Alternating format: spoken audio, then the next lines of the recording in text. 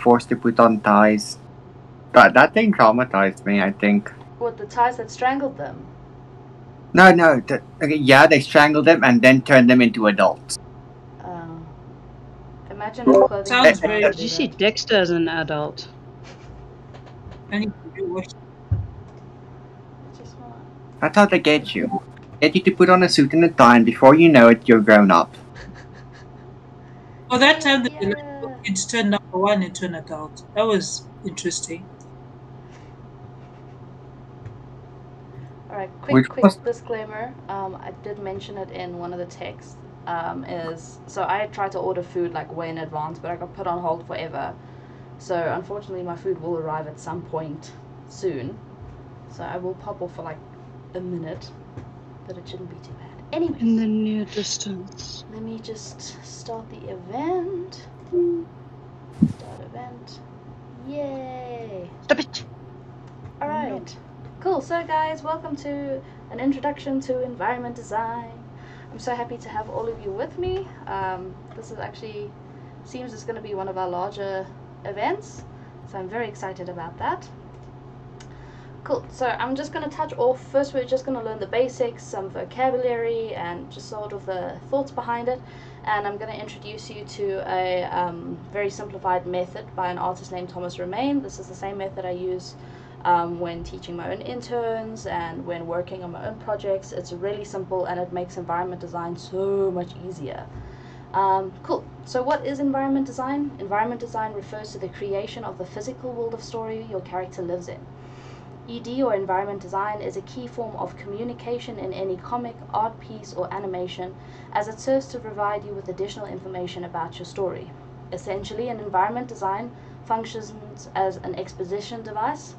In other words, it exposes additional context about the world of story and the characters living within it. Usually we want to feel that these spaces are well used and that they have accumulated mess throughout time. We call this residual history. In other words, so you know, if you're in a space, you have habits. If you're at a desk that you're there often, you'll probably find coffee mugs on it, pens, I don't know, scribbled notes. Whatever you do at your desk, you sort of leave a trace around yourself, and that is unique to you and your behavior. So yeah, we want to know that environments are well used and that they have accumulated mess throughout time. If it is a natural environment or space like a mountain, we may learn more about it if it's eroded in a certain way, or it might be new based on volcanic rock. So it also serves you very well in environment design to start doing quite a bit of research about the kind of places you want to create, or at least very thorough referencing.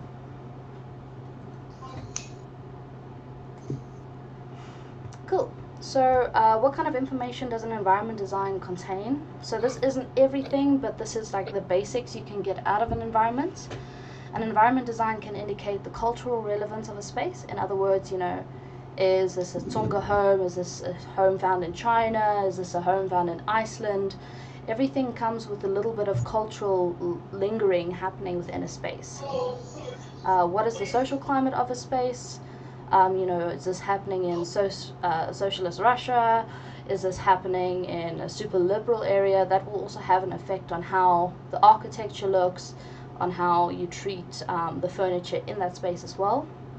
We might want to find out a bit more about the historical relevance of the place. You know, what kind of time zone are we in? Are we in the future? Are we in the past? Are we in the present? The environment also serves a lot to give us information about a character's interests or career. It can give us information about a character's state of mind. You know, if someone is depressed, often their place will be super, super messy. Or if they are a neat, neurotic freak, then it might be hyper, hyper clean. You know, there's a whole spectrum of the ways you can treat things. An environment will also give us information about the function of a space and information about the broader story. So in other words, the theme. So you can see in the environment design to the right of your screen there, we've got a theme of, you know, like body horror, might be linked to a thriller, and you can see this throughout the whole thematic device of these little, what do you call them, ghouls, and there's jaws, and there's, you know, like mad scientist vibes happening here. He's punctured a whole hole in the wall here just to fit all this electrical stuff in the space. Okay, so all of this information will be communicated through the items and objects seen within a space, as well as how you choose to compose and light it. Hello, introspective. Nice to meet you. Cool. So next thing we want to chat about a bit is perspective and organic perspective. So these are two... Guys, I think the food just arrived. Give me a second. Excuse me, sorry. Hello? Hi, I'm on yourself. Okay, I'm coming. Do you have a card machine? Okay, I'll be right there. Thank you. Bye.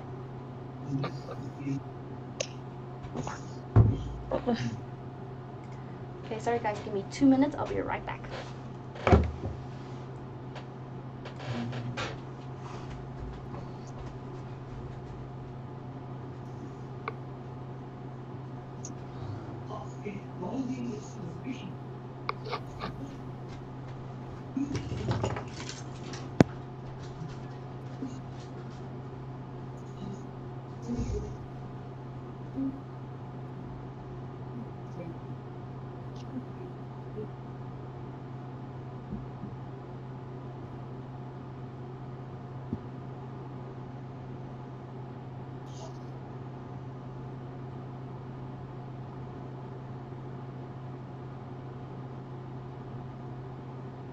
So I have a question about reference here.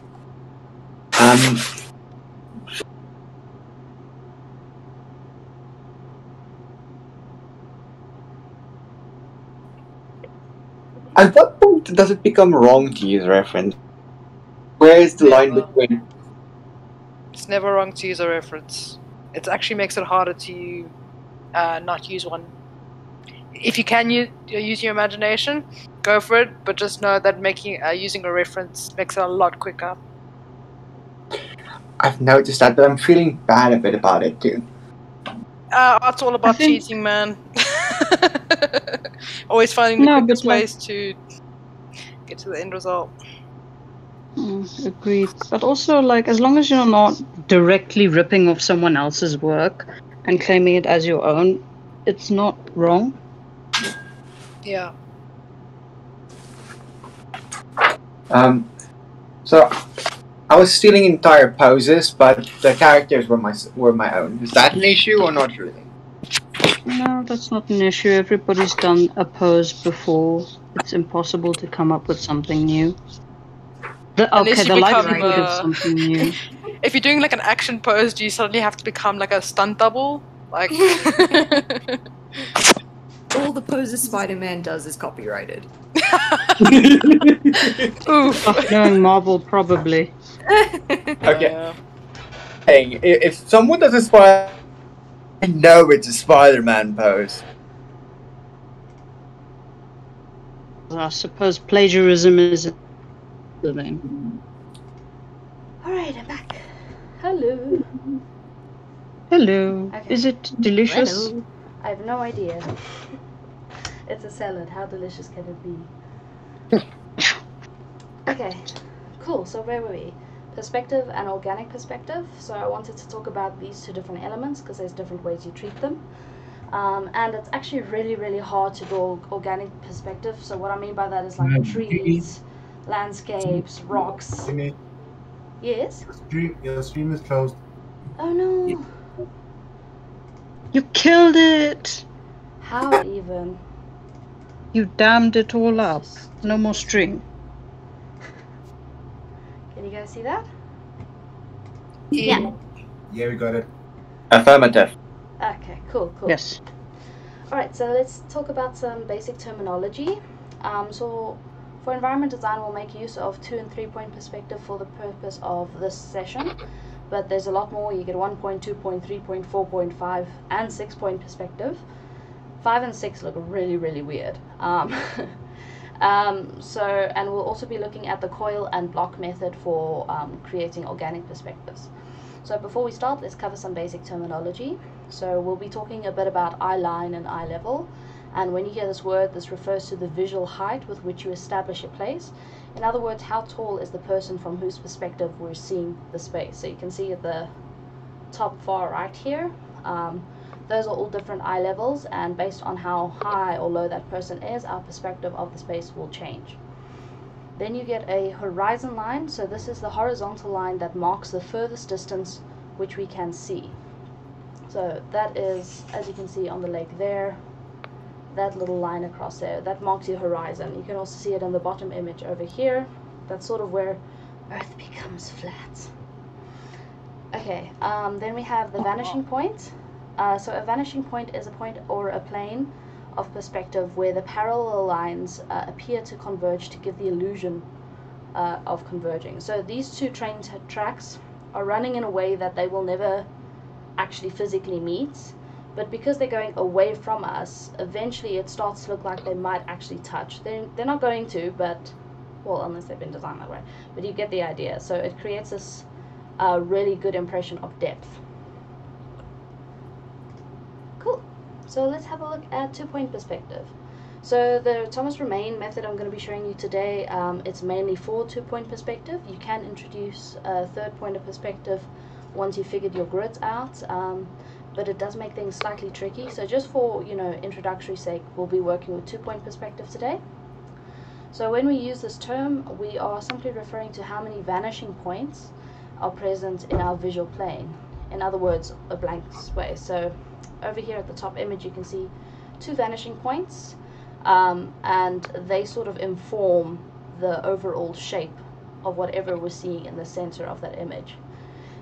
So when you are doing your environment design, for technical drawings, often they'll put the vanishing point on the paper, but if you're going to go for something a little more realistic, we likely wouldn't even see the vanishing points. They would probably be cut off somewhere far off from the edge of the plane. Okay, so in reality, our perspective shifts constantly. It's very hard to represent space as it actually is. To compensate, we've developed various points of perspective to aid us in illustrating concepts. As a child, your first drawings are likely flat and devoid of dimension, so they're one-dimensional. And as you get older, you will likely learn to use two-point perspective to give a better sense of volume to an object or space. Often two-point perspective is done on the horizontal plane, and the resulting image is sturdy and has very even parallel vertical lines. So if I were to grab a ruler and draw a line down here, all of these lines are going to be perfectly parallel. They will never start tilting inwards towards the top. Okay. Does this make sense to everyone so far? No questions? All good for me. Okay, cool. Okay. Cool, so now we can chat a bit about three-point perspective, and immediately you can see the difference that introducing a third vanishing point gives us. So it starts to now shift from things being solid to actually giving a real, true sense of their size. So this perspective introduces a third vanishing point, usually on the vertical line, and additionally, by introducing this additional point of perspective, you can now get very distinct senses of size, how tall or short something is in comparison to surrounding elements, to space, and can communicate it from a definitive eye line. So at this point on this bottom image now, it feels like this building would be on a high mountain and you would be coming upstairs looking up at it. This one over here feels like either you're in a parachute coming down or you're doing a helicopter flyover. You've got a really high point of view of it. Cool.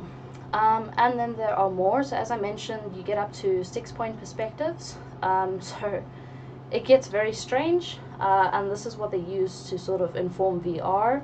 So you'll see that doing 6-point perspective will actually give the full realm to you. It's just very hard to illustrate in a way that makes sense. You can see they've completely given up on even drawing vanishing points here. There's a vanishing point in the center. It's implied there's vanishing points off of all these sides over here and then still in the center as well. So yeah, we're just working with these two today. We'll keep it nice. Cool, now let's chat a bit about organic perspective. So this refers to the absence of apparent structure in design. It's the practice of creating a sense of depth and scale through natural elements and landscapes to best frame your work. Organic perspective still makes use of vanishing points, but identifying vertical or structured lines is muddied at best. For you to execute organic perspective, one must have an intimate understanding of the kind of space you want to create and break it down into structured information first. In other words, begin with simple shapes. So this is where we start with the block and coil technique. So as I mentioned, to better sort of ground yourself, let's start off a little simpler. So you can see the clouds over here, they've first been designed by using squares to inform their shape. Well, not squares, cubes. Cool. So the block technique is the practice of creating imaginary cubes for your objects to fill, and this helps you accurately place the information down before adding the actual elements to it. The coil technique, as you can see over here, was first developed to assist in the understanding of foreshortening. So if someone's arm is pointing directly at you, what does that look like when you draw it? And this is also an excellent method to assist you in figuring out how to place objects such as vines, trees, caves, limbs, etc. So the coil really gives you a good sense of like the volume of a really weird windy thing. Cool. No questions you guys don't want to discuss? No burning worries? Just gonna power through today. It's it. All of I got a question about that 3-point perspective example you gave. The top one in the right. Yeah. There in the far corner in the middle, those buildings are starting to look straight. How do you make that transition from when buildings look like you're looking from on top until when they start making an horizon line of their own? So that will depend on how you treat the grid you're working with. We'll talk a bit when we do the actual demo how you introduce grids. But this specific drawing was likely done with a pin and rope technique. So they actually put a little pin in the middle of the page here, and then using a string, you put the string at any point on the page, and using that you will draw your line so that you can actually create perfect perspective. I'd highly recommend you Google how to do that, because that will show you perfectly how you can actually do your 3-point perspective on paper. Thank you, Jeannie. Oh no, Sneaky Pickle, you lost. Please let us know if you have any questions. So, hello? Hello? Hi, can you hear me? Yeah, we can hear you. What's up? Oh, yeah, so I was wondering, on average, would you say it takes to create a background for like an animation, or just to build the world, maybe? World building and background design are completely different things. But it is, how long is a piece of string? It really depends on what you're designing for. If you ask me to design a background for Peppa Pig, I can be done in 5 minutes. If you ask me to do something for like Evangelion, it might take me a week. So it really depends on the kind of style and execution you're looking for.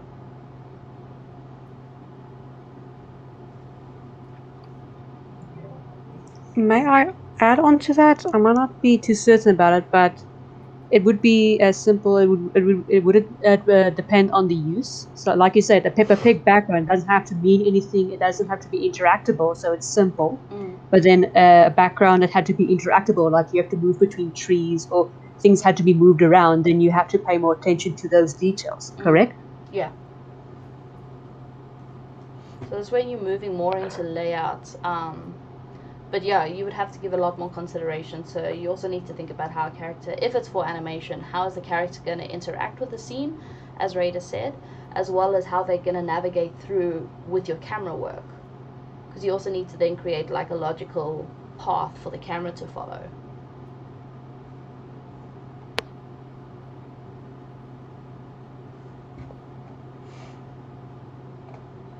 Okay. Answering my question?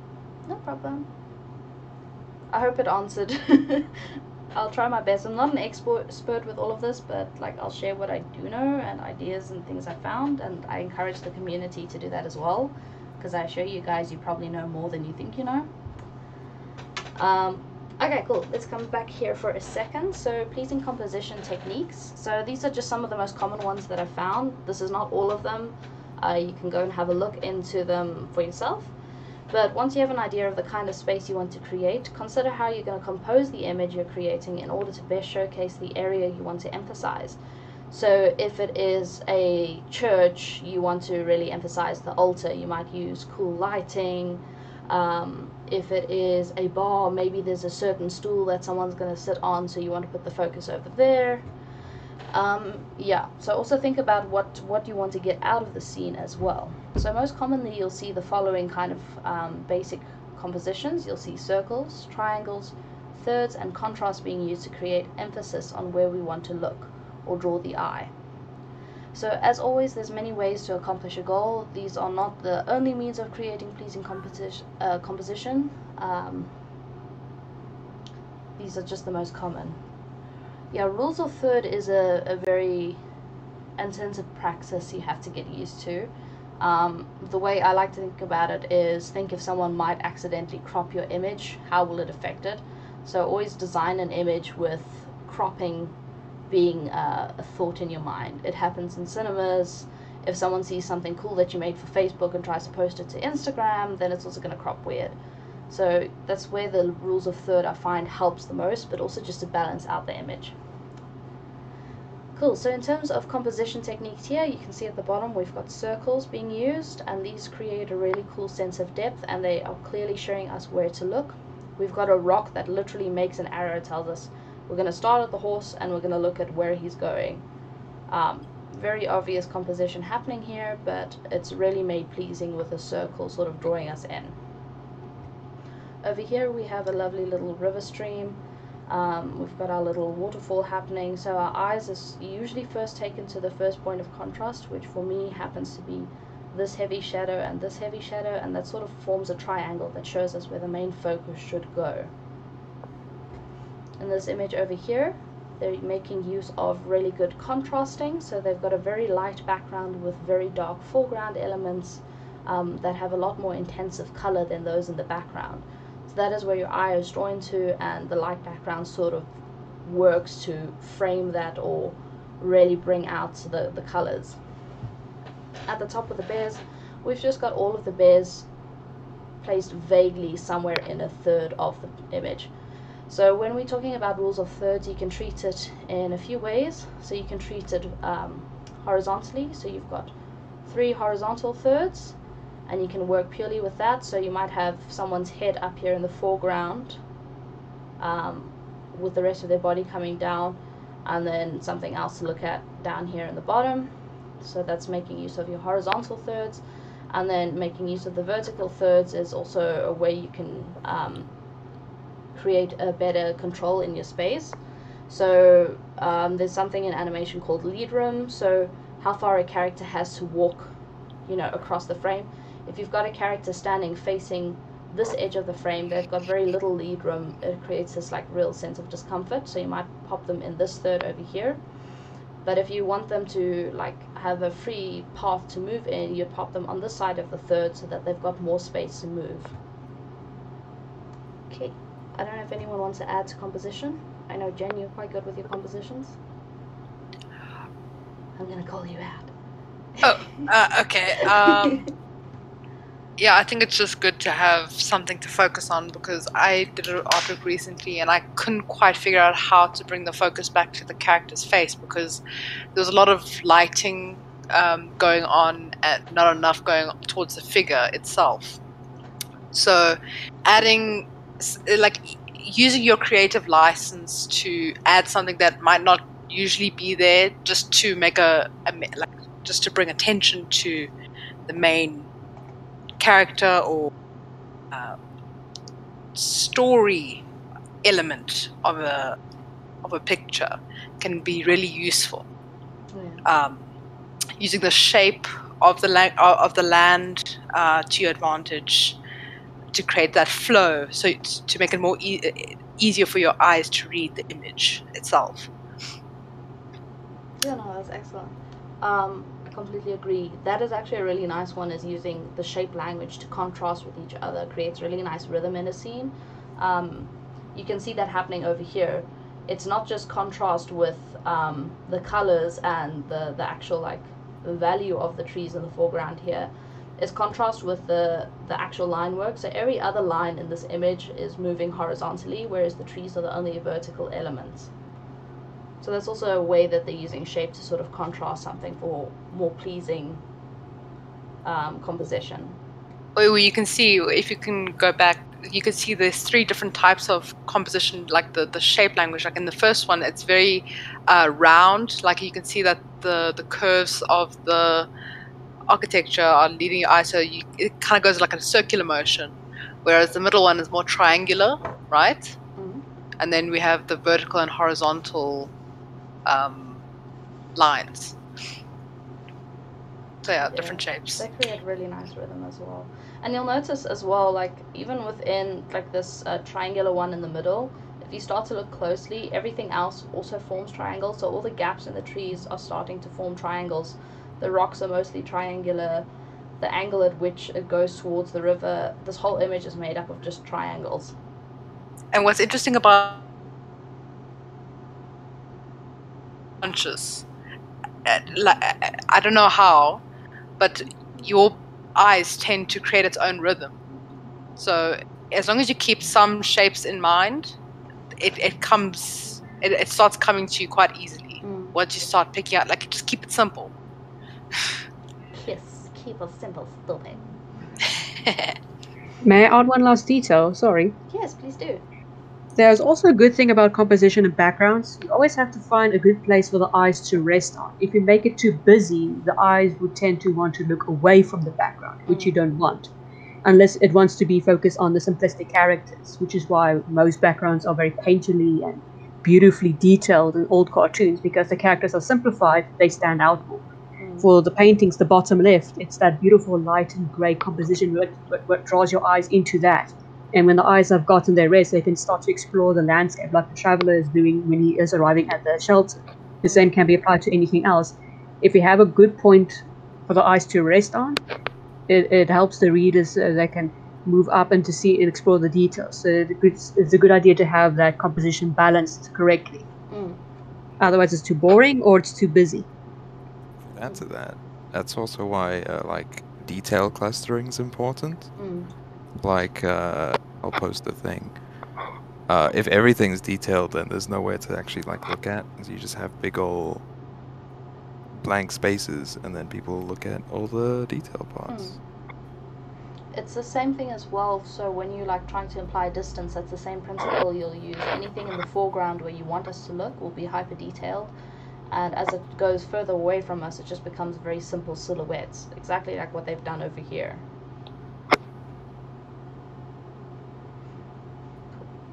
I'm gonna move backspace. Okay.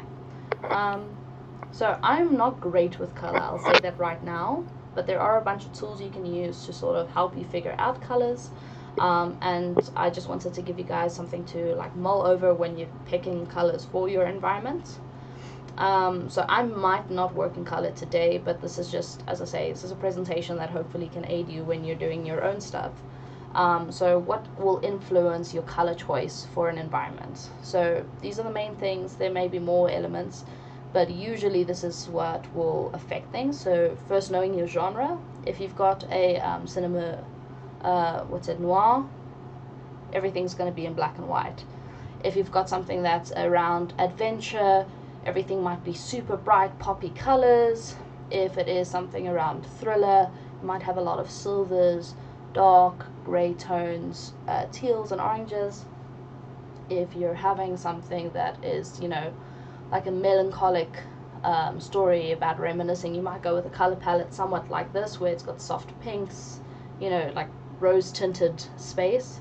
So think very carefully about what genre you're actually designing for. It's not just an environment, it's to give you a full immersion of the story and of the space you're exploring. So color will tie in a lot in selling, you know, how we digest that space.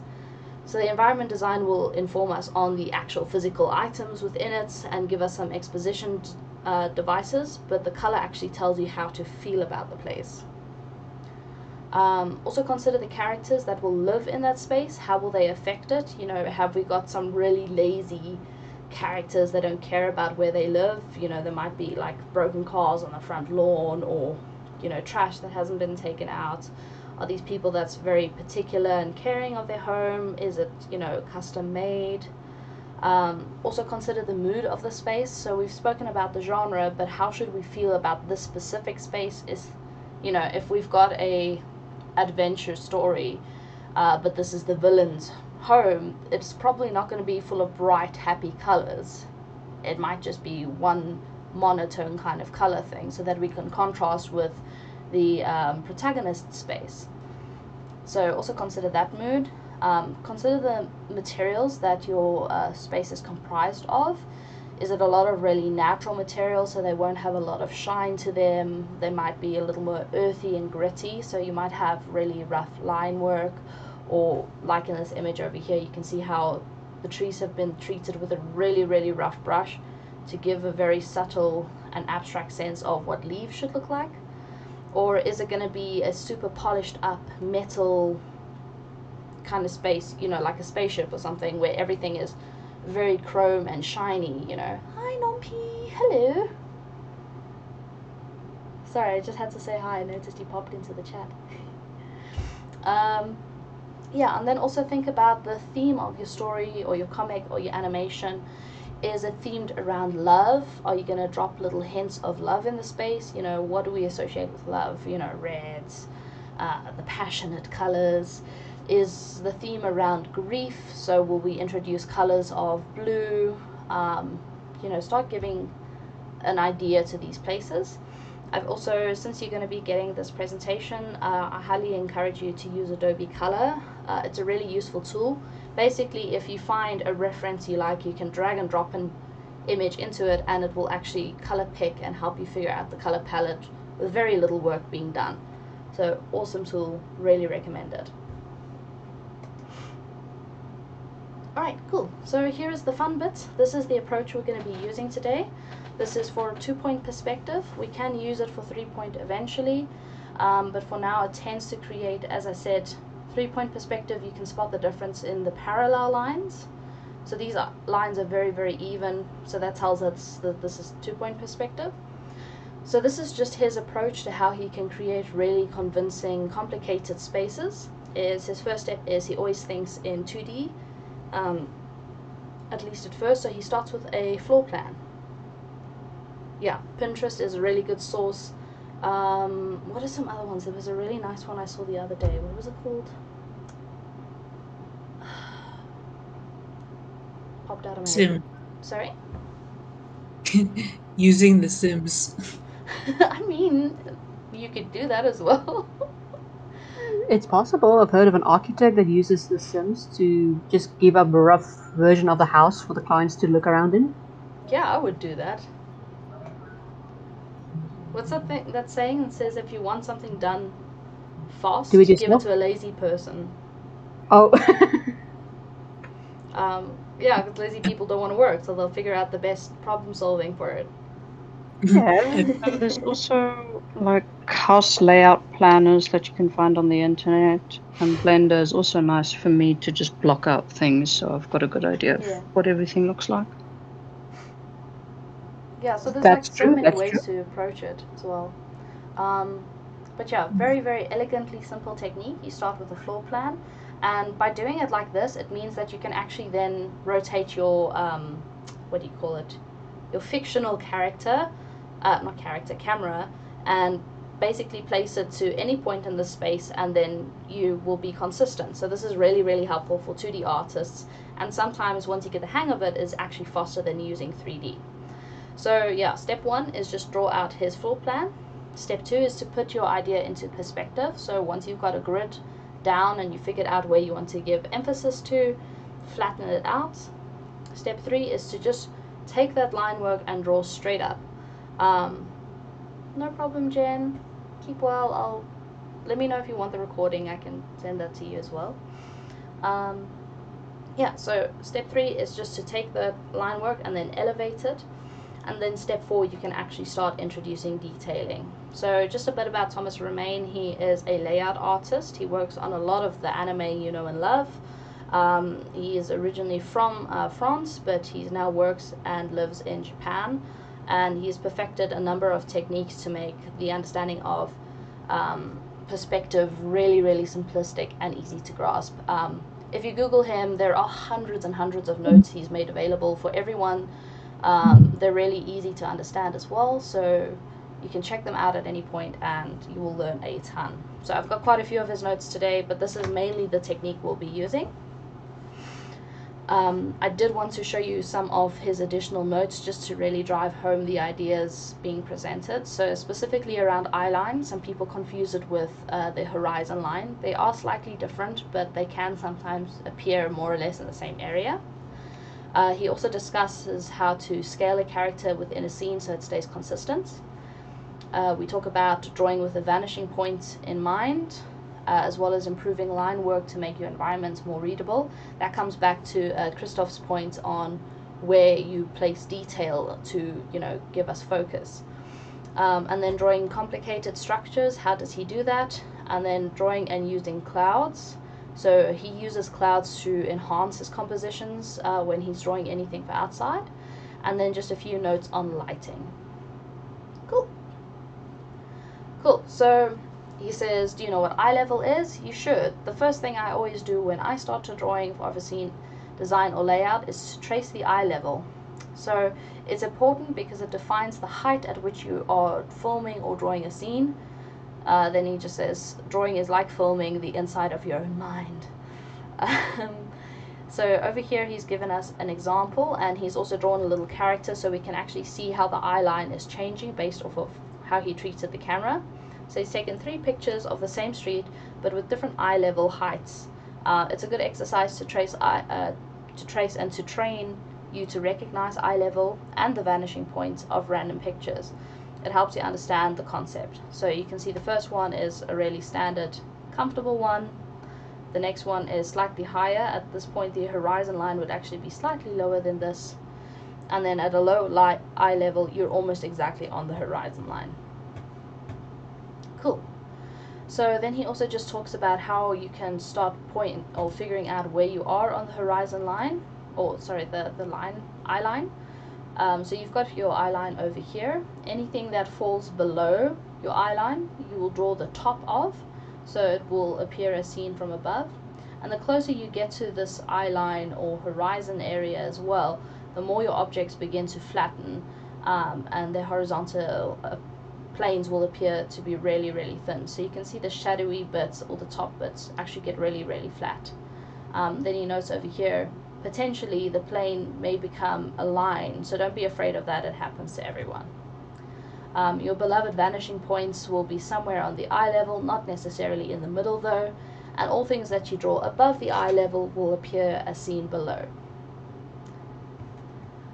Cool. Number 4, he says to choose your eye level smartly and according to what you want. So these are designs from a show he's done. This is a sample of a design with a high eye level because he wanted to show the room's global layout so that animators and layout people could see exactly where they needed to navigate. And then he's got a sample of a design with a low eye level where he wanted to really show off the ceiling. So maybe there's an action scene happening up there, or there's information you want to give there. Additionally, he might have just wanted the viewer to feel really small and intimidated by the space. So choosing where you're going to place it does affect our perception of it. Cool. Agreed. Another note he has is how to draw characters within your layout at the right size every time. So here's a tip to help you to draw your characters at the correct size. You will need to first identify the eye level for that scene. So in this picture here, the eye level height suggests that the point of view is slightly taller than the height of a normal person. So it might be someone on a little step ladder like what he's done over there. Once you've established where your eye level is, so draw a silhouette and check how it's related to the eye level. So just one little body, see if it feels comfortable for you. Once you're happy with that, you can now duplicate the silhouette and move it in your picture and adjust its size. Hello.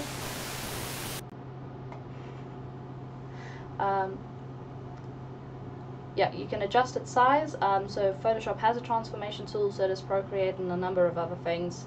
The eye level should always be crossing the character at the same height that you marked it. So you can see over here there's a little line that he drew, and then every time he's just matching it up to that same line. So all of these characters are consistently at the same consistent height. You can see he's just given a little graph there as well. Another example, this time the eye level is at the height of a neck. So there is his establishing point, and then he's just duplicated it and scaled it accordingly. It's especially useful to determine the height and size of a character who is partially off screen, what they've done over here. And this just makes scaling a lot more solid in terms of how you perceive it with really busy crowds. It really helps animators as well to figure out where the floor is, because walk cycles look really weird when you don't know what you're supposed to place where. Okay, 4. The same scene, but this is at a lower eye level, so like someone who's crawling. The layouts from... what did he say there? He just mentions the show it's from, and I cannot pronounce that, so I'm not going to. But in this eye level, he's decided to use his scaling by intersecting everyone at the knees and using that as his point. So it's not that your scale has to be above the head or in the neck. It can be at literally every point. The point is that wherever you decide the scale is, you set it at the same level for everyone. Even that little person over there has got it at their knees. Cool. So this is his note about drawing for vanishing points. Yes? So that works for people who are standing people who are standing on the same plane, right? It's people who are standing on one plane, not like elevated or below the what's this plane that they're standing on. Oh, so like if someone was to stand on the step over here. Yeah, pretty much, yeah. And then it will act differently. Rather, it will be placed differently to how the other. Yeah. Yeah. Yeah, that would be the exception to the rule, but I do believe he has a note out about that as well. So if you check him out on establishing eye level, I'm sure that note will appear somewhere. I think he actually used the same layout here. Oh wait, there he's actually got it over there. I wish he didn't leave the note. Okay, he didn't leave a note here, but there is another note somewhere where he actually explains this concept a little more thoroughly. Okay.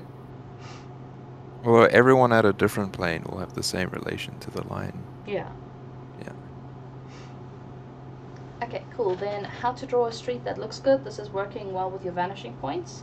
So something to keep in mind when you're drawing a street. How do you find this drawing? It looks pretty decent, right? I mean, all the lines do converge at the vanishing point, but it doesn't feel very real. It just feels like a drawing of a street and not a good one. Actually, there's a mistake that almost all beginners do at first. So if you were to imagine this as a flat plane and that you could turn it, you'll notice that someone's actually drawn all of these windows and doors, everything really wide.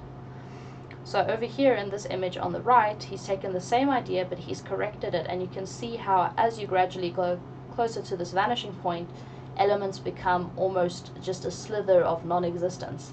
So that comes back to that same point being made over here.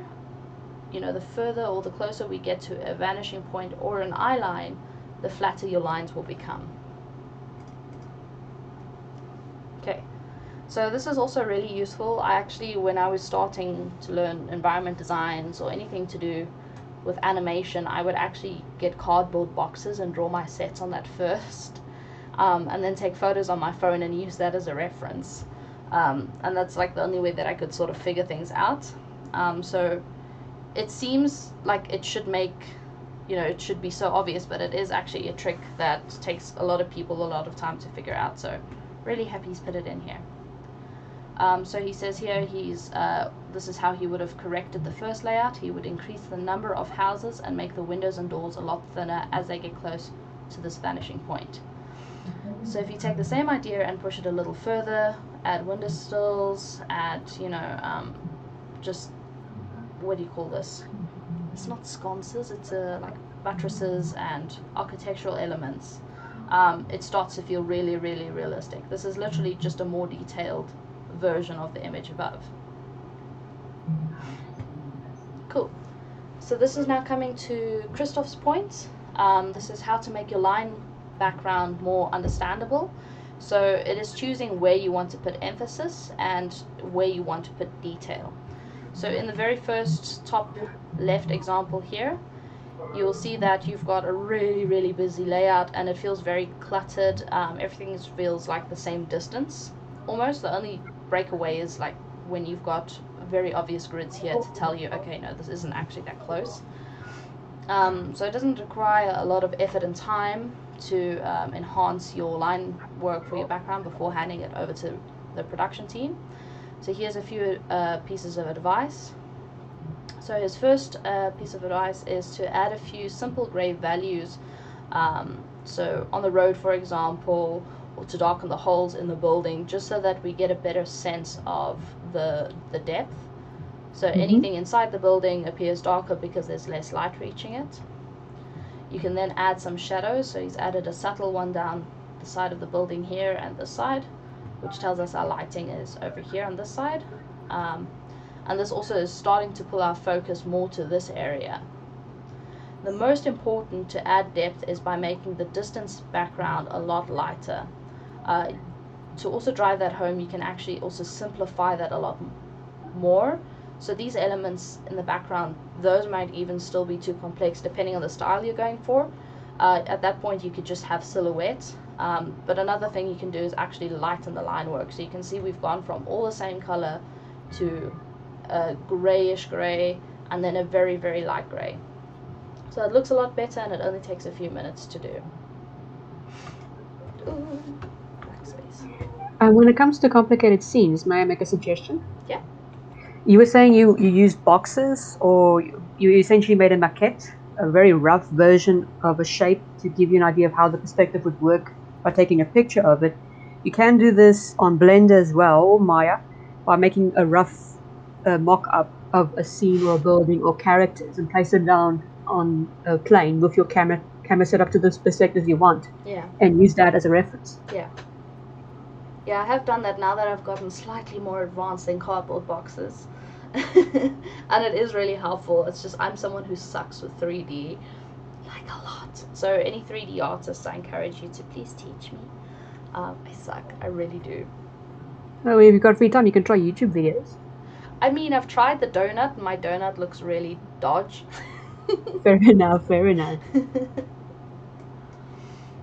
Okay, cool. So techniques that Thomas uses to draw really detailed buildings is to first gather good references. So go out, actually, it's really helps you to actually go and see the kind of places you want to create. Obviously, if it's going to be a spaceship, I mean, it's going to be kind of hard to get into space and see a spaceship, especially since the kind of things most people design don't really exist. But you can use references from things that's been previously done and modify them according to your needs. So gather good references, get a lot of pictures if you can, and then 2, make your own rough design. So figure out sort of what you want the space to look like, and once you've got that in mind, you can create a flat. So you can see he's done that with the face of a building, and he's had the furthest point be the most detailed, and as it gets closer to us, because all of this is going to disappear off the screen, he just didn't draw that. And because there's going to be like stairwells and stuff in place here. So also consider, you know, if this is going to be right up in your face, you probably won't see all the way down here, so don't necessarily have to do it. So the next thing you're going to do is to put it into perspective, so use the transform tool in Photoshop, and the best kind of way to sort of snap it into perspective for you is to use a grid. So Photoshop has a vanishing point function. It is really easy to set up. Sometimes it's a little buggy. I find for me it's just sometimes it just doesn't want to reset, which is annoying. Or you can actually draw your own grids and place them as you want to use them. Fifth step is to select the parts that and make them slide. So basically you're going to be extruding and beveling spaces. So you can see he's identified these windows. They are too far forward that need to go back to give the proper impression of a room. So he's not a room, a roof. So he's grabbed them and he's actually pushed them behind this pillar over here. Hasn't done too much yet, but he's just, you know, sort of blocking out where things need to go. Once you've done that, you can also then start doing that sort of extrusion. So you can also reuse elements. So if he's got like a design face of this building over here, you can probably duplicate it and flip it if the design's going to be similar that way anyway, instead of redrawing it. It's like building a little cardboard box space, I guess. I really like boxes. Number 6, at the end of the day, you can get to this. So time and effort, that's more what pays off than anything else, but learning basic extrusions in like drawn art really does help. Cool, and then I just wanted to show you guys, if you are going to do like a natural landscape, how clouds can really sell your perspective. So he's got a few tips about drawing clouds, bigger clouds and shadows above our heads. So the first ones you can see here are just like little puff balls. They feel really flat by comparison to everything else here, and that's because they haven't been given any sense of depth. So he's given us an overview over here. You can see how the clouds are arranged. As things get further away, they can visually in our minds become cluttered. So there will be more clouds back here versus at the front, depending on the kind of clouds you're using as well. But that really helps to sell the perspective in the first place, and by creating flatter shadows at the base of your clouds. So to first figure this out, he made use of a perspective grid, and he actually drew out cubes which he was then going to fill. So this is the block method that he's developed, and it really does help with just all the basics. And you can see this grid is not by any means a fancy grid. Look at this vanishing point. It is a mere scribble, but it works. Cool. He also speaks a bit about how you can use clouds to strengthen your composition. So these clouds at the top, they're really regular and boring. They just feel like patches, maybe erase marks. It doesn't feel like it has any depth whatsoever. But by thinking a bit more about the composition and creating more emphasis, it creates a more interesting flow in the image. So you can see the sort of idea he's come up with. Cool. Another thing that really helps sell depth within like a natural or outdoor space is shadows. So not just from trees, from buildings and that, but especially from clouds. I don't know if you guys have ever been in a really big field and just seen the shadow of a cloud come towards you. It's really weird, but also really cool to watch. So it can help you greatly when you draw large scale pictures. It adds depth and contrast, and to put it simply, can make your picture really awesome. Okay, lastly, you can use clouds to emphasize your composition. You can see in the first image on the left that water tower sort of gets really lost because it's a similar color to the sky. It really doesn't have any good separation from, you know, the background and the foreground. When he moves a cloud behind it, now we have a very good distinct contrast. So you can use the clouds to actually really separate your elements a lot better and sell the ideas in a way that's a lot more believable. So the white surface of the clouds, when you use smartly, can help you make your picture a lot more catchier.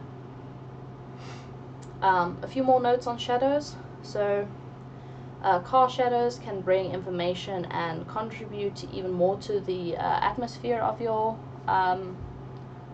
layout. In Basquash, we used a lot of car shadows and water tanks and palm trees, so this gives a good sense of like the kind of area you're in. If you've got so many water tanks, you're probably in a very deserty place, and that's further sold by the shadows of palm trees. Even though we're looking down on a street, just the shadows have given us more exposition. Cool. Don't forget you can cast shadows off screen as well from elements off screen. So over here we've got a street crossing with no cast shadows, and then he introduces cast shadows, and this really makes the space feel a lot more full, and it gives us this real desire that we sort of want to see a character walk from the dark into this light and then maybe back out again. It creates a really intense focal point and tells us exactly where we should be looking. Cool. So something he also sees is that shadows are light, although Sometimes I see that kind of shadows or lights. Although this can work for cartoon or very stylized project, it's not very realistic. So you can see in the first image the shadows just sort of lean, but if you were to correct the perspective, then it means the whole building is leaning. And then he also shows you what inside looks like when you have this element or this sort of thing happening. So in this top one, the shadow inside the house just starts to look odd. It's specifically these lines that's throwing everything off. This can work because your sun obviously comes up at different angles, but these perspectives are wrong. The only case in which you can see tilted shadows or when the surface on which the shadows are casted is tilted itself. Regardless of where the light comes from, cast shadows of vertical elements on vertical surfaces are always vertical. So that's from the outside, and then from the inside we can see perfectly vertical parallel lines happening. Number 3, your shadows also will tell us what time of day it is and can go a long way in selling the mood of the place. So even before using color, shadows will help you describe the time of day and give this drawing its mood. So around noon, small cast shadows can create like a really intense sense of heat. It doesn't really give you too many spaces to hide a character, so this is like a really friendly, open, out on the day kind of feeling. You know, we wouldn't really see a villain just out in the sun like this. Classic shadows is just where you bring a bit more, dynamism into your scene. It's where you let your shadows cast a little longer, so this is either, you know, around 11 o'clock in the day or around 3-ish, you'll see these kind of shadows appearing. And then early in the morning or afternoon, you will see these much longer shadows, and this is where you can start creating a way to hide things you don't want to show, or using your shadows to really emphasize where we should be focused. And then just after sunset or before dusk, this is where you can really get really moody lighting. You would have like a lot of glinting happening here off tops of buildings or shiny objects, and maybe you'd have like actual lights turning on in the buildings at that point. So you can see the same image, just different shadows really do give a good sense of how we can feel about this place. Cool, now we're going to analyze a few environments and just see what we can spot in them. So, what kind of person lives here?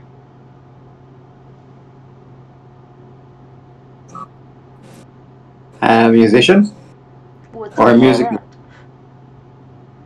I would say someone who's a bit messy and a bit of an overworker. Probably an intellectual, yeah. Can we guess like a gender maybe? Guy. Fight Club. Male.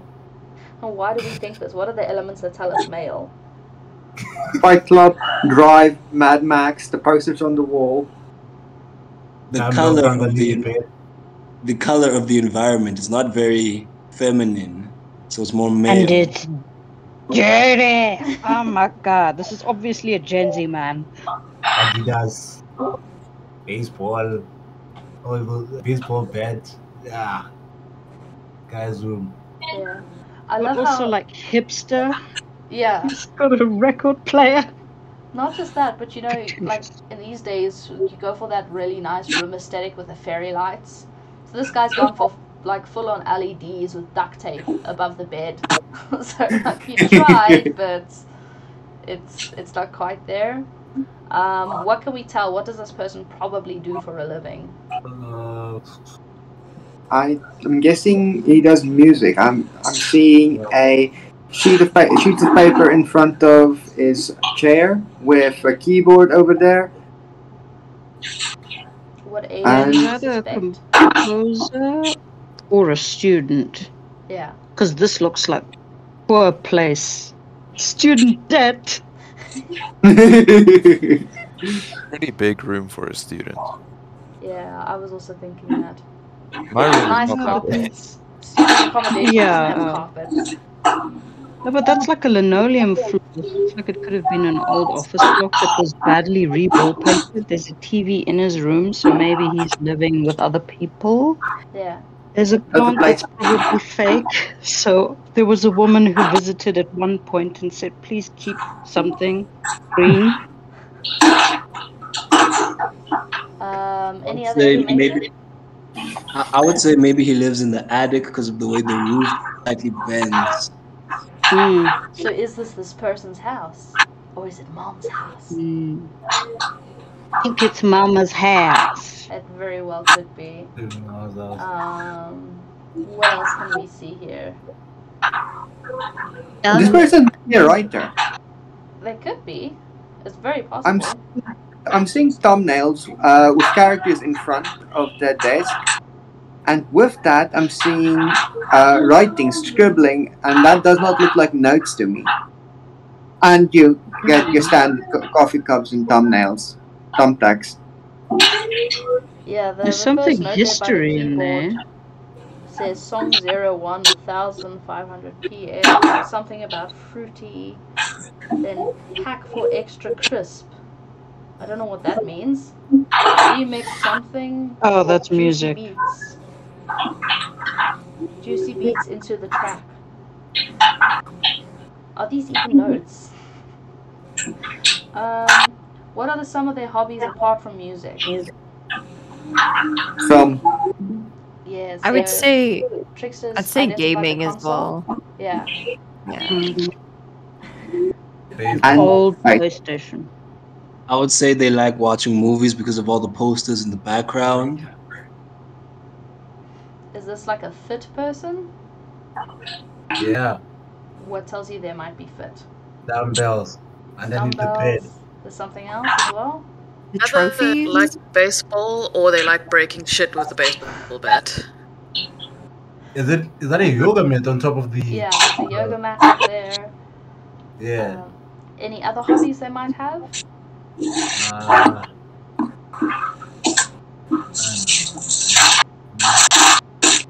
Watching I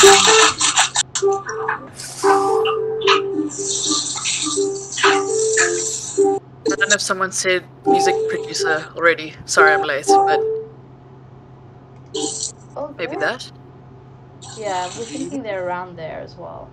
So you can see we haven't met the person or seen anything about the story, but we've got a lot of information just from looking at what they get up to in their space. So this is what I was talking about, the kind of mess you leave around the residual history. Just by living in a space, you give us information about it. So it's also really good to, when you visit friends and that, also analyze their spaces a bit. You'll learn a lot. Cool. What kind of space are we looking at? What genre might this be? Steampunk sci-fi, probably outer space. It looks a little bit like Captain Nemo's ship, but there's paintings on the right side, not underwater. Yeah, so and on the exactly left right, also there's a steampunk. projection. What is the function of the space? It could be a restaurant in a train, like a bar in a train. It almost seems like a train from how it's elongated, and there are windows on the side like that. So we're in some sort of transportation device. We're in a restaurant. We're set in steampunk. Is this like adventure? You know, are there any sub-genres we can spot happening here? There's a lot of red. It might be romance. Could be romance happening. But it's also a little bit dirty. So this fantasy romance. I'm Yeah? imagining license. Sorry, I didn't catch it. This looks like a scene from a spy movie. It could be. It feels overall like, what is your overall mood you get from this place? Ginger. Shady. Why don't you say jazz weirdly? It kind of feels like an underground gang. Very Yeah, Sherlock maybe like a punk. steampunky possibly. vibe. Murder on the Dystopian. Orient. Okay. It looks like fine dining. Mafia. I mean, it could be. Space Just- Mafia is an interesting one. Yeah. Steampunk space mafia. Have you seen the thing with the Team 4-Star's dub of Dragon Ball Z? Where they've got the No. Ginyu Force and the one white-haired guy, and he's like, I come from the other side. She's like, we get it, you're from Space Australia. Oh my god. Let's have a This look looks at like this Boo's environment. room. I was literally about to say it looks like Boo's room. That's so uncanny. So what is the age group? Like, how Young old is this child. character? Young child. Probably a girl. Probably a girl. Why do we get that? Definitely. Yeah, the pastels, the soft The lighting. unicorn. The sheep. Is Ooh, she's a The tomboy. toys in the room. Knowledgeable. a horse. Yeah, the toys in the room. No, My like little- she's a tomboy. Like there's a Yeah. sock on the lampshade, which is unusual, and there's a globe, which tells us she wants to learn things, and also there's a soccer ball, so she does sports. But she still has a My Little Pony. Yeah, It's that's made not out My of Little wood, Pony. though. That's just a black unicorn. I think Or it's just a horse or horse. something. Yeah. Wood horse. It could be a boy's room. It's pretty neutral, I think. Maybe it's 2 rooms. 1 room for 2 kids. The other baby lives in Yeah. the basket. On the right. What part of the world do we think they're probably from? If we had to take a guess. In America. Probably America somewhere. Why would we say that? If you look at like the shape of the house out of the window and also the blinds and the shape of the windows especially, they usually have those roll down windows that you can cut people's fingers off with, those ones. It's definitely not in South Africa. There's no burglar bars. Yes, this True. is very true. The standard burger bars. Yeah. It's good. It provides character. You can get the patterned ones. A house is not a house without iron bars. Keeps the kids from escaping. Put bars on your window, Ronald Weasley. FBI! FC Trickster says there's a lot of dark tones, but it's definitely a child's room. How do we feel about this space?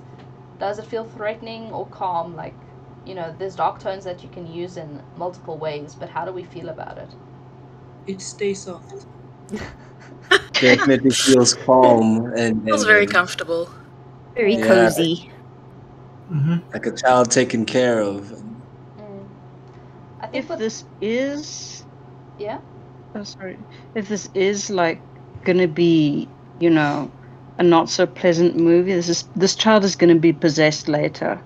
They're gonna be like up in the corner somewhere on the basket. Oh no, it's All the light coming in through the window is suddenly going to get super bright, and it's Yeah. going to be some sort of alien abduction situation. Yeah, it looks like it's out in a farm on the sticks. But I think what makes the darkness work is how they've treated the shadows. So it's one contrasted with really warm lights, but the shadows are all very soft shapes. There's no like really hard edges, so it doesn't feel like a threat at all. It doesn't feel intense or harsh. It's just a very natural, muted, subdued kind of space. I actually just realized now only that this is implying that there's a skylight as well, so this kid can friggin' see the stars almost. They don't live in the city.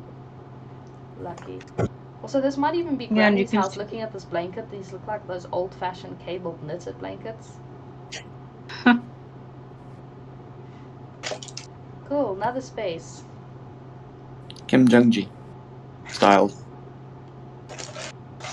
It's very busy. How old are these guys? Oh. It looks like a door underneath the bunk Teenager. beds. Yeah. No, they I'm are 27, between 27 and 30. Okay, this kid's Could be college students, definitely yeah. 90 kids. Because Oh. Nirvana, I would say potentially students. I mean, again, bunk beds so. and I'd say table. that boys just getting into the teenage phase, and their names are Liam and Adam. This is their room. Why is your room a mess? Called the Seattle And why Twins. also- I think they're a band, according to the poster on their door. They definitely like Okay. music. Oh, yeah. Yeah. They also And have they anger don't know how issues. to put 'cause, on sheets. yeah, someone smashed that mirror with their fist. Yeah. One of them sleeps on a naked bed. Sit on you Naked. There's even an extra with no pillow. There's an extra mattress underneath. Yeah. There's a bed under the bed. Under Maybe the that's bed. where he sleeps. He sleeps under the bed. Maybe either Liam or Seems Adam like is like they're a pet moving monster. out. Yeah, they are moving. The space, judging by the shape, it could be in London, because space is very space. One has a desk there, another one has a desk by that tiny little 3-windowed thing. It could be. Those bay windows are very common for that Maybe on top architecture. of each other. I think maybe London, New York, some of the older apartment buildings, or even San Francisco. San Francisco is very fond of bay windows. I just noticed on top of the cupboard they've got a whole freaking wild bird. Yeah, these are definitely boys They got a bird. dragging the wildlife in. I would say they probably get along because it looks like the room is an agreed upon mess. You know, there's no discord or fighting. One of them. I think the beds. Oh, Bates, you're breaking up quite bad, eh? And some of the boxes are still unpacked, so either Liam or the other guy or Adam haven't moved in yet. Wait, who's No, talking? but Could be moving the in. wallpaper suggests they're pretty. But they've been living there. Yeah. Yeah. They Let's say seem the like top. Oh no! yes, because everything is still set up. I hope it's not a dorm because they're very much painted directly on the walls. Oh no, they're breaking up the band. Liam is moving out. Maybe. Oh, Shit, you cracked the Liam's bed on code. top. That's Yeah, why that you used to be smashed the Liam's bed. window. Oh, all the boxes are Liam. Oh, you little genius. And the naked bed is, well, Is now Liam's. naked. Yeah, it's Liam. Aww. Yeah. Aww. There was no agreed upon mess. No. Aww. One of them is abandoning the other and is going to be shoved through the window. What's funny is you can see, although they're having this tumultuous, sort of band breakup, someone still broke out the gear that's hanging over the boxes. Enough time to, record something extra. They're getting there's their alcohol emotions out. involved, yeah. Yeah. There's a lot of beers involved here. Cry. I like the romanticism of, hustling here. Oh shit, there might even be more information. Look at this newspaper, there was a car crash somewhere. Oh, someone's parents has died. Yeah. Yeah. No, it could be Liam. Is dead. It could be Liam. Oh wow. Liam has been taxified. Damn. Liam's body is in the cupboard. I see the poster that's on their door is also on their desks. So maybe it's like flyers that they're making for their band or made. They were in the middle of going to do their first concert, and then God struck Liam down, and now Adam is binge drinking and sad song singing. He hasn't even finished his sandwich. Not a sandwich. He's Maybe depressed. He just Adam died in a car crash, and Liam has to move out because he can't afford his rent anymore. Maybe. Oh man, this is depressing. This Wow, it's like we've made our own short film with just this Right? room already. I never thought a room would have so much drama in it. So much drama in it. Behind What's behind the bed? Liam.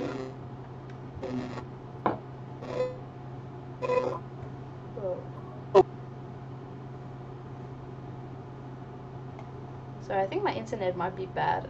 I don't know who was trying to speak there. I think he's glitching for me as well. Oh, okay. No, I thought it was my internet. on their side. What's behind the bed? I really want to know. There's a box for No, that's Liam as well. That's him as well. Although. Oh, Liam's but on the wall, but Liam's name on the wall. Oh, Liam's name on the wall there. Yeah, it's got the anarchy.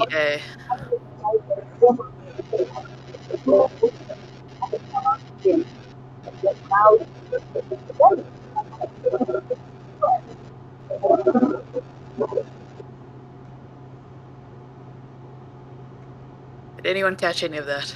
I got the name was on the wall, but it was just it wasn't like it was muffled, but I don't know what's going on. Okay, can you hear me now? That's so much Yes, better. much Yes. You no longer sound like an old 90s cartoon robot villain. Okay, Anika, please carry on. Okay, what I was saying is, if you look on the wall where Liam's name is, it looks like all those pamphlets, all those flyers have been pasted on top of his name, which kind of imply that Liam was there for a while. Liam was there first, and poor Liam is the one who died in that car crash. And Adam is just trying to pack up their old life together, and then somebody's gonna come and collect Liam's stuff eventually. Yeah. What I find interesting is I just realized that they must have a really shitty landlord, because the cupboard is literally chained to the floor and so is the bed. But that was a good point, because Liam would have been first because everyone always chooses the top bunk. No, they don't. It's dangerous. I fell out of that thing on the train. It was not nice. I have a bigger fear of sleeping on the bottom bunk than the top bunk. Yeah. It's When I squished. sleep on the bottom bunk, I'm always afraid that the guy on the top bunk will fall on me while I sleep. Yeah. Top is top tier. Okay, cool. So let's chat quickly Oh, about... I've heard of this guy. It's wow, amazing. that guy's so cool. He draws entire cities from memory. Oh, this guy. Oh, He's on meds, man. He's like a savant or something. Yeah, it's crazy. Okay, cool. So I just wanted to chat quickly about if you do want to go into more environment design, and I highly encourage it. There are lots of people always looking for environment designers. Ways to improve things for yourself is to do site drawing, so draw buildings and places and just objects you see around you. Also doing style studies, so study and reproduce work from artists you enjoy. If you see someone like Kim Jung-ji who draws really amazing everything, just like sit and actually draw whatever he's drawn so you can get an idea of how they think, how they work, and how they problem solve. Start doing photo studies, so figuring out where your eye line is, but also to take conscious observations of the space around you and building up your mental reference deck really does help a lot. And then using simple objects to create environments centered on that shape. So you can make everyday objects fun. I've seen people do this with like tin openers, shaving cans, razor blades, rakes. They can take any random object and start creating environments centered around that. The guy's name has escaped me right now, but I'll see if I can remember it. It's something William, I think.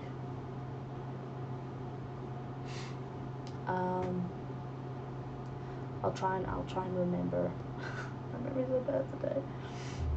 Cool. So let's actually start making an environment design. So let's start with a simple brief, and then we're all going to start drawing our very own environments. Cool. So this is where we go to Photoshop now. Are we doing? Yes. Okay. Cool. So the first bit of information we would need is what time or era are we in? Let's just spitball some ideas and then we'll just draw something. 29. When life was good. When? When life was good. In the before times. Before times. Oh, I thought you meant prehistory. I was like, oh. 19 BC, good luck. So wait, what's the time? No, she said 2019. It's 8:30. No, wait. it's a year. Why wouldn't my stylus draw? Oh my gosh, I think my battery just ran out of my friggin' stylus. Oh dear. Is it a cable charger or a battery charger? Fancy non-plugged in stylus. Oh no, it has to be plugged in. That's why I can't charge it. But it's fine, I got an extension. There we go, that should help. Come on. Okay, hang on. Let me close and reopen. I'm not sure who said it, but the other person said when time was good, 2019. And how about post-apocalyptic? So it can include any time.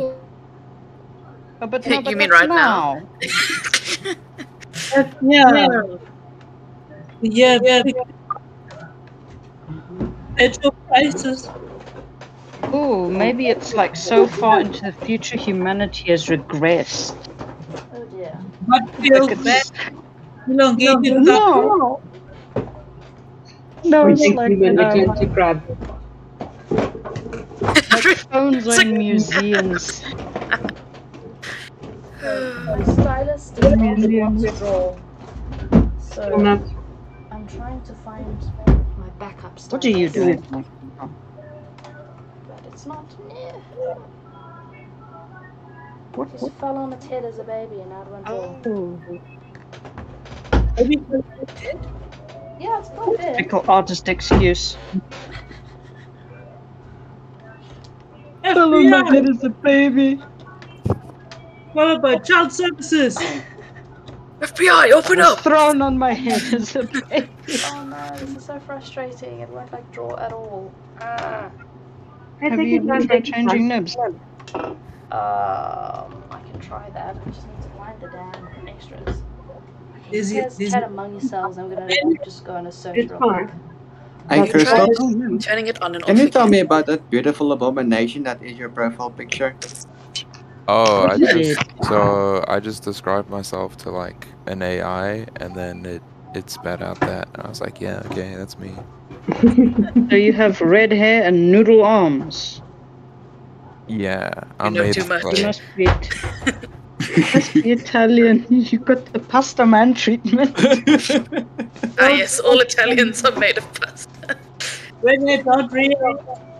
Wait, does that mean all Italians are cannibals? Yeah. It's a pasta time. Let me know. Is that? Oh, that's why they're called Italians. Oh no. Oh, it's spreading. Spreading. Somebody get a vaccine for headphones. And now.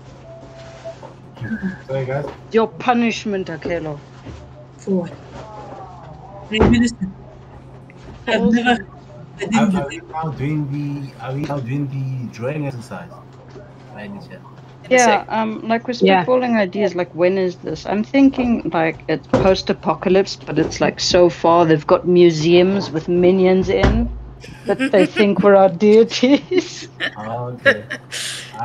The Bart Simpson shrine. Asking to, can I skip this part? I got some duties to do. Okay, my kids, you sure? See you around, man.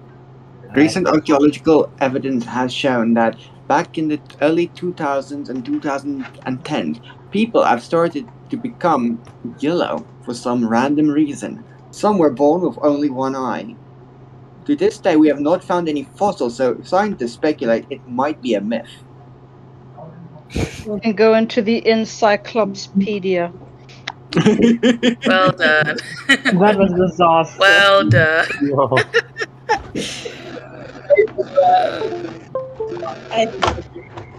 So let me get this straight. It wasn't Google. It was Goggle. No, it was Google. Google. Wait, does Google have two O's because we have two eyes? Oh, maybe. That's why I said Goggle. Yeah. I know, but like, Giggle. is that common knowledge that I just didn't know? No, Yes. I'm just kidding. Oh, I was I think that's a very correct observation. Maybe. Oh, I gotta Google. Let me just get some. Quick, Google the origin of Google. Hang on. Is that the reason why it became Crow? Because one O. I mean, if you think about it, Google has two O's that looks like eyes, and it's used for searching. What do you use your eyes for? I know, that's what I'm thinking, because it's like an ogle sounds like Google a little bit, so maybe. Oh, I got the actual reason. What is it? Is it boring? Is it like Mr. Google invented the internet in 19 Futsek? Or No. Google What is came it? from the word Googol. Googol is a number that has a very large. the 100 something, 100 Exactly. zeros. It has 100 decimal. Okay. Because it brings you so many results in such a short amount of time. It's for Google, and it got shown to Guys, Google. we're back in business. Okay. Turns out my tablet was unplugged. Oh, there's your problem. Oh, gee, that'll do it. You couldn't have come soon enough. Madness. I feel really dumb. Okay, let's carry on. What time are we in? Please. I heard 2019, or was it 2000? 2019 BC. No. 2319. Okay, let's we're in go. 2019. What genre are we going to work with? Steampunk, because this is when everything went to hell. Mind if I try something else? I don't know what's the word for this genre, but it's a mix between urban and nature. Is where similar to post-apocalyptics, where the urban has broken down and nature has reclaimed it, almost like a modern ruin. I don't know what's the name of that. I think there's a something punk. It's like Okay, solar punk. Solar punk. That's the one. I was like sun punk. I think solar punk might be what you're after. What about the concept instead of like greenery, it's like tables that look like greenery? I haven't heard Sounds of like in solar punk. I Lights think just that works. I really like solar punk. Okay, now I googled it. I haven't heard of solar punk. I know about hope punk, and that was what I was thinking of. Which one? Hope punk was what I was thinking of, but Okay. solar punk is a better fit actually. It looks cooler. Cool. Then what kind of space are we drawing? Solar punk, why not? No, I mean like what is Just its draw the function? sun Is in this one a corner. Like what kind of building? individual space? Is it a communal space? Public Oh. space? Open space? Stop it! What, something like a ruin or shelter? It's a liminal space, I think. What? A liminal space. An Liminal airport. spaces are like really creepy. Airport. Okay, let's maybe go slightly less detailed because we have got like limited time. A farm. So it's A hospital? A park? Yeah, and in that hospital, because it's now this post-apocalyptic time, those face masks that we've been wearing have now evolved and they're part of our faces. They fused onto our faces. Oh my god! How about a shack or a shelter? A small building in the middle of a landscape that can be anything. On a cliff, on a hill, on a valley, anything. What about an office space? What would an office space look like in a solar punk world? I'm curious. Are we basically trying to draw what would happen if Corona got us, like, as a what do society? you mean if they got us? If anything, this is a very nice future. It's gonna be. Who says cities are anchored though? Ooh. That's why I thought we're you all read living in Eugene. our own little bubbles, and then we're floating around in our own little bubbles. And then We live in hamster balls, yes. It's the only way to stay clean. It's the only way to stay They're called isolation spheres. temporarily. Sorry, my I remember handwriting's really a bad. floating city in Astro Boy. If anyone has seen the latest remake. They made another one? But I have seen City in the Sky. That was good. City in the Clouds. The Ghibli film. Yeah, they give you a castle in the sky. I think let's Yes, keep it that to one. those 5 options. So you can do the prompt and you can choose any one of those 5 spaces. Let's also find out, is there a culture present? So is this like a Tonga steampunk? Is this a Italian steampunk? What does this look like? Does it have a culture? It could be just our own cultures or just whatever we think would be appropriate at the time. And we can add it as a description underneath to say, oh, fun fact, I'm Tonga, and this is what I would envision this place would be. And so on and so forth. I just use Tonga as an example. What function is the space? So I guess that depends on what you choose here. Perhaps living space, because all of them have to do with life. Okay, yeah, that's actually living space. All for us to try as an exercise. Sorry? Are these prompts for us to try on our own as an exercise? Yeah, we're all drawing. Oh, okay. Because I'll rather be than streaming mine, you guys can stream yours, and we just chat and make stuff, basically, is how these tend to go. I'm extracting sunlight from cucumbers. What about the sun? I mean, it's right there. What sun? Oh. Or maybe this The only version remnants of solar sunlight punk is on the we've plants that are sucked left up the over. sun. The only sun I know is the one I can turn on and off with a button.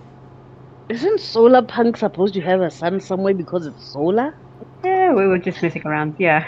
If the sun exploded, good luck. Oh no!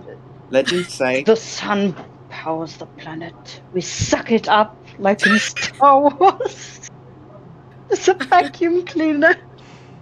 We've overmined the sun, and now this is all that's left. Dang! That's extreme. I once Without noticed a guy sun who had drills. 2 eyes, and he stared into the sun. Now he has only 1, like a normal person. You Thank knew someone very much. who actually did that. China's making their own sun. I'm serious. Oh yeah, I saw. The nuclear reactor, I saw. They're making a sun. Like a mini sun, little sun. Yeah. Spider-Man Obviously, 2. yeah. But it's like Spider-Man 2. Okay, last like part of the prompt is how often is the space used? Ah. I don't know. You Maybe it's live a in living that, space for the sun.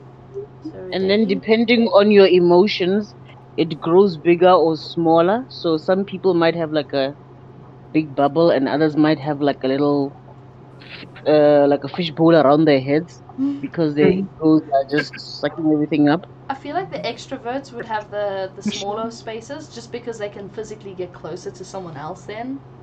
And they just laminated and they hug other people. How often space is used might depend on a place, but might be like a makeshift because it's post-apocalyptic.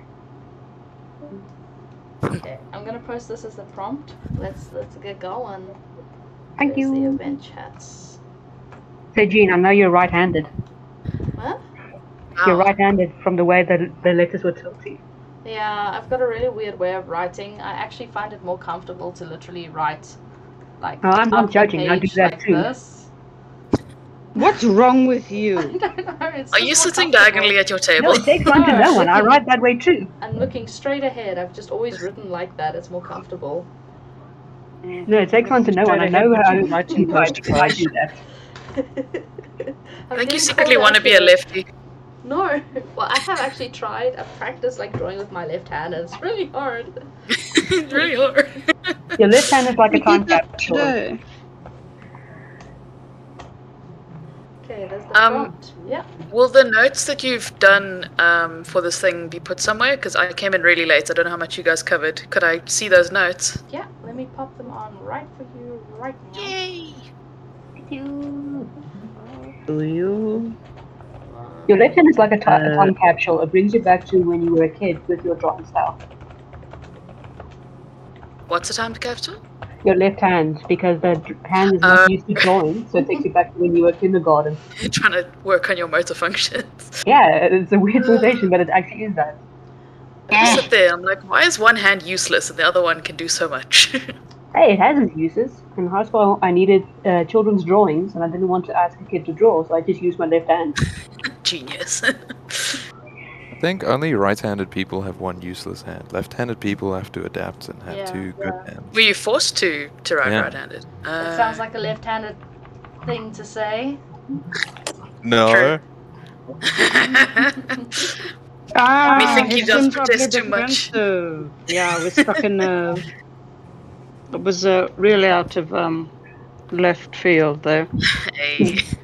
I know my gran was forced to be ambidextrous because, you know, back in the day, left-handed drawing was just not accepted. So, yeah, now she can do both. I heard Yeah. that people who were left-handed were considered to be evil in some cultures. Or Demon samurai. mirror children. Yeah, samurai were not allowed to be fight left-handed, and also apparently in the German school you are not allowed to be left-handed because it is not regular. Yeah, it's more efficient to be right-handed. This conversation is getting a bit too leftist for me, and I might need to start doing the present tense of left. What? Alright, Don't guys. worry, my Jokes. position's on the I left. think jokes for now.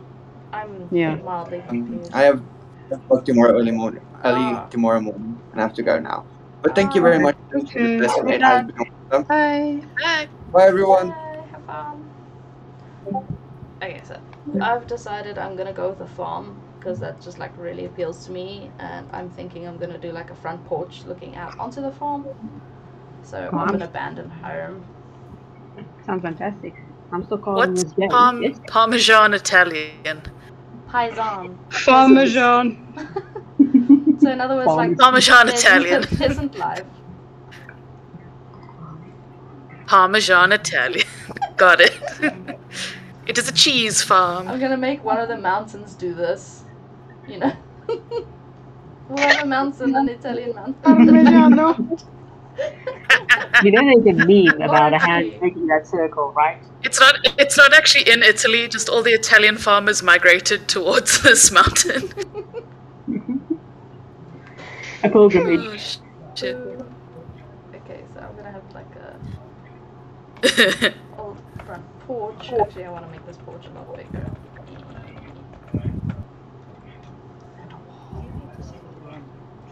Sorry, someone saying something? No, I'm saying round is a good shape. Like my father always says, round is still a shape when speaking to his brother.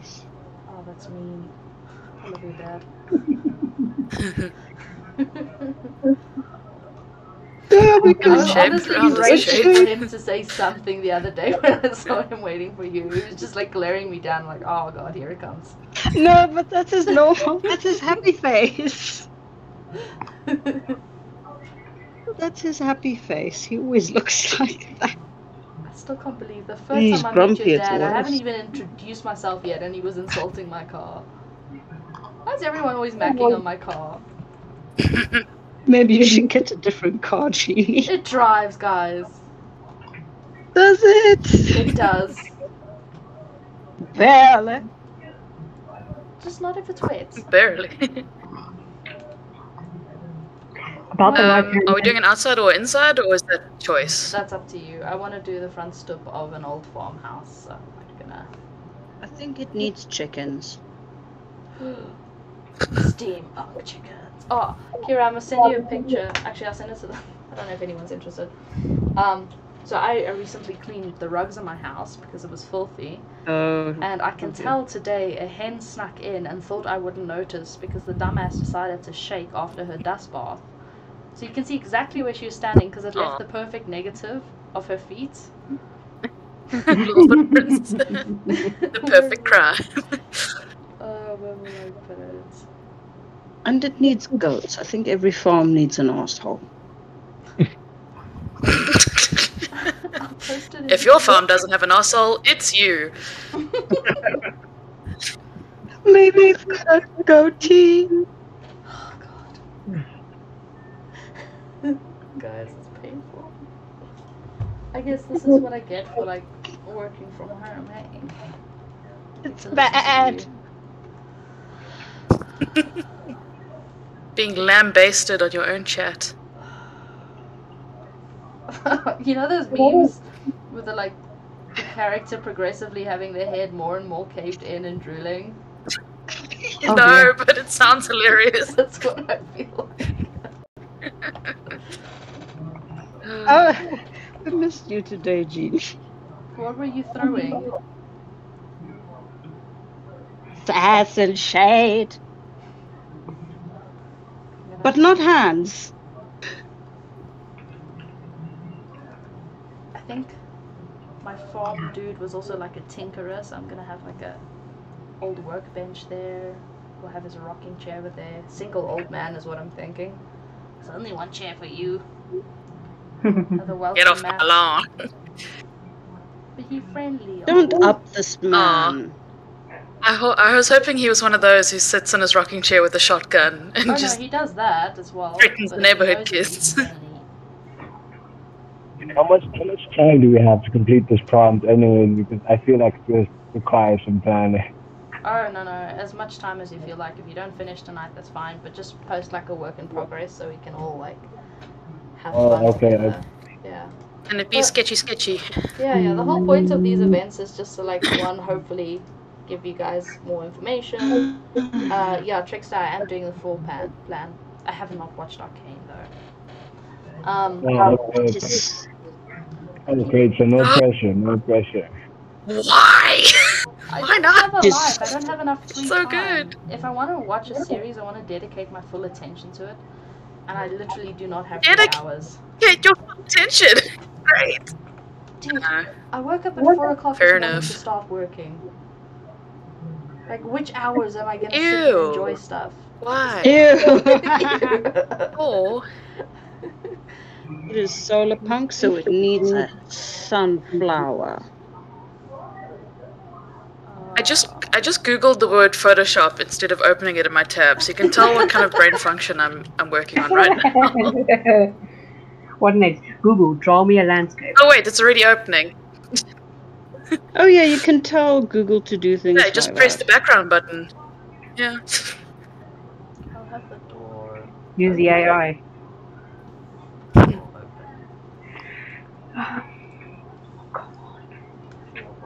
You can ask Google about Siri and they'll say they're good friends. Oh, cute. It's a lie. We're in competition. It's all a lie. They're frenemies. They're a pair.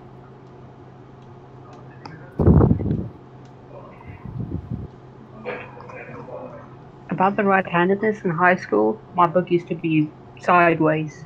So like that, if the hand was on the right side, the book would be perpendicular to the hand instead of facing me, and the teacher would give me a hard time for it. Why? Why should they give a shit? Because they want the book forward, in front of the person, and not Why? sideways. As long as you're writing. Yeah, but they want Were you you writing? to not write properly. Oh, were you writing down the side of the book? No, the book was just Is that what they had a turned problem with? sideways. They wanted the book to face upright. So they can What read grade your was this? stuff. Yeah. They don't want people to be different. No, typical Seems teachers. petty. I'll put a doghouse over here. Oh, we're looking out. Janie, that's animal abuse. Do I want to see it from the front? Do I want to look at the house or at the landscape? It is entirely up to you. This farmer keeps goat chickens. Goat chickens. Are you using the... Chickens? Chickens. Better than chote, which sounds horrible. It's like that cat with the curly fur. What? It's like a sheep cat where they called it a shitten.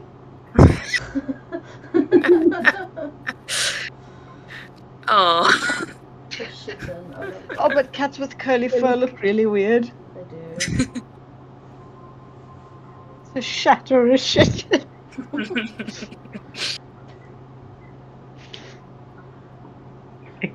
Remember I was telling you guys, I think it was addressed generally to the class, where I was just saying like what the pets' nicknames are here at home.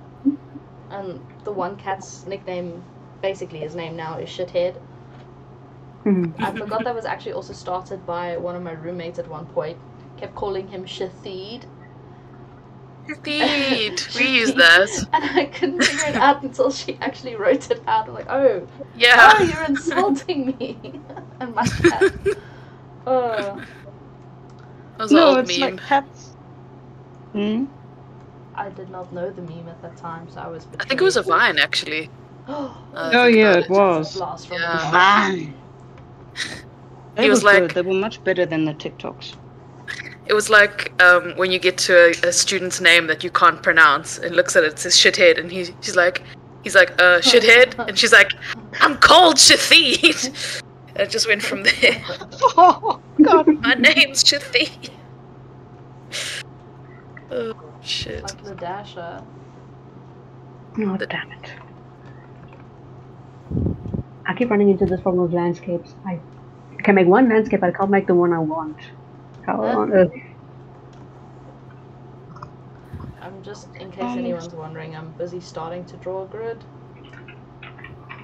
The little buttholes contained. Though I must say, like, if you look at some stuff in retrospect, some of Vine stuff, well, actually a lot of Vine stuff was really problematic. Sure. Like with anything, I guess. I know, but like, now Yeah, it's can just you imagine, like- uncomfortable after in a lot of cases. No, but like we look at some of the TikToks now, and it's like these women who are like, "Yeah, you can turn a 3-point plug into a 2-point plug." No. Oh no. People electrocuting themselves. It's funny. What's the thing going around for a while with people saying you can charge your phone in the microwave? Oh no. Oh, no, bad. Wasn't that meant to be like stupid people bait, but that's Yeah. still really bad. Oh no. I just Apparently you remembered I can had a actually. milkshake. You remembered what? I had a milkshake with my meal. Ooh. Share. Share with the class. How do you drink milkshake without a straw? It's so thick. With great difficulty. Just gotta suck it up, Jenny. You sound like someone's stomach. There've been some primo fucking puns this evening. How do the restaurants do that when you order a double thick milkshake and they give you a spoon and a bowl and a glass of ice cream? What was that bold move McDonald's used to have where they gave you a McFlurry that was a spoon and a straw? That never worked. I love either. that thing. I think the straw was actually just the thing that goes onto the machine that mixes it for you. I don't think it was meant to be used as a straw. It was a bit too square for straw. I mean, unless you're a coward, then yeah, but true McFlurry enjoyers would just try their best. Scale. I forgot about the dawn scale.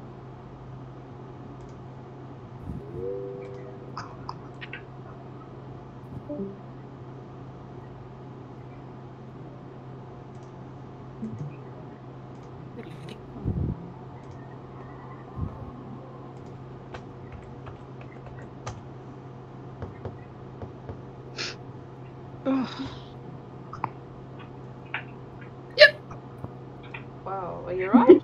No, sorry. It sounded like a very enthusiastic yep. No, sorry. I have chronic hiccups. Oh, do you also get them for like 2-3 hours? I've had them for 6 years. No, since grade 6, sorry. Shannon, Yeah. I got a nickname. Have they for you. tried scaring you? I've been scared since grade 6, so yes. No, it's like every 2 hours or so I just get one. Like, you'll notice I won't do it again for ages.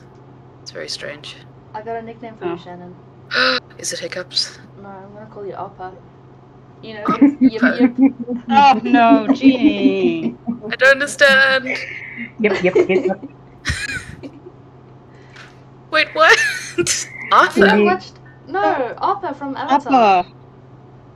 When you do a hiccup, you say yep. Arthur! Upper, yep. You asshole.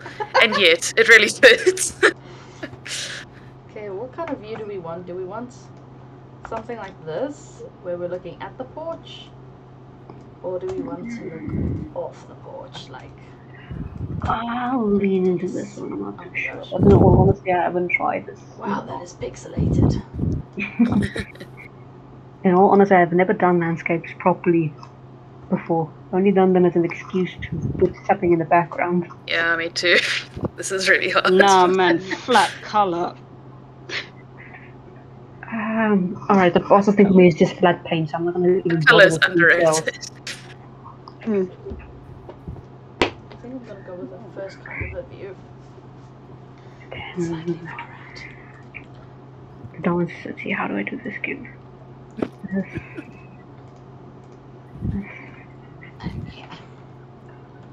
I think it's cool that if sunflowers can't see the sun, they point at each other. Aww. They do? Yeah, it's quite sweet. It's lonely. Oh. What's the thing with Loving. the bros though?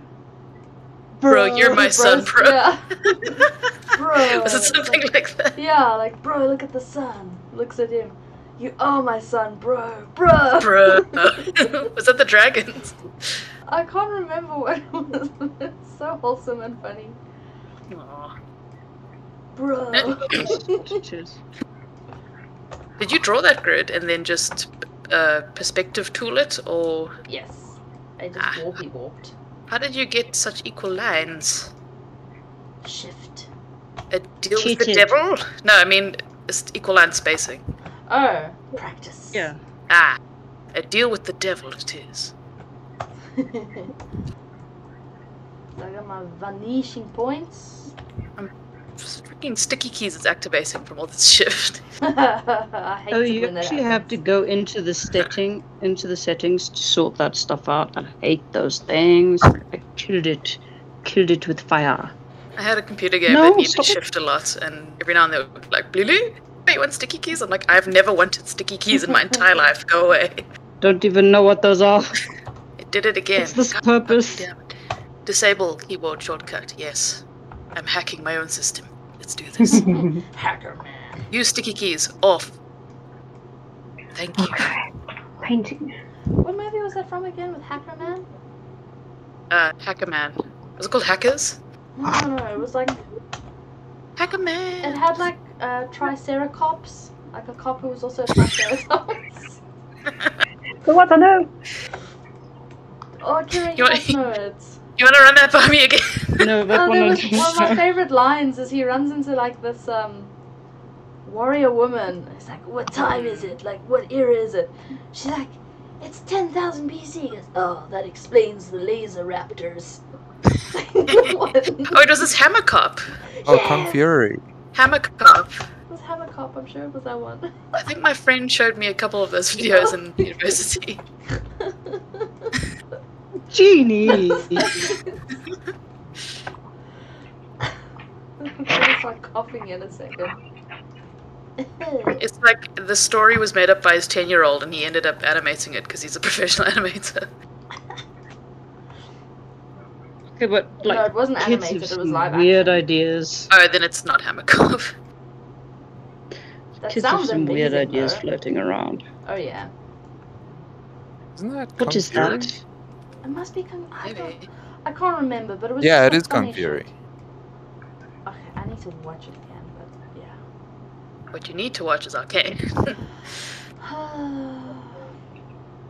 It's really good. I You're not gonna get away from them. It's innovated the animation industry. You have to watch it. It's required watching. You know my man. Shite. What? In English? Never mind. ¿Cómo estás? No. ¿Qué? ¿Qué? Okay. Pourquoi? For K, what for? What is it? For whom? Oh, I thought you 4K said means what 4K. I for? was like, wow, that's like a lot. 4K. 4 means 4K means what? What for means why? I said poor. Yeah, P-O-R, poor. Yeah. Does that mean 4? Yeah, 4. What for? But if you want to use it for something else, like say table for 3, it's then para. Mesa para tres personas. A table for 3 people. Huh. Favor. More you know. I'm sorry, I was learning Spanish at my own time. You're apologizing for learning a language. And you For should. speaking a language that I know for a fact not a lot of you would understand, but I don't understand the language myself. Me gusta speak Spanish. I was about to throw some Zulu in there. Me That gusta reminds me of cross that Spanish. Once with that guy in Love Actually, he's trying to ask this woman out, and his Portuguese is very bad.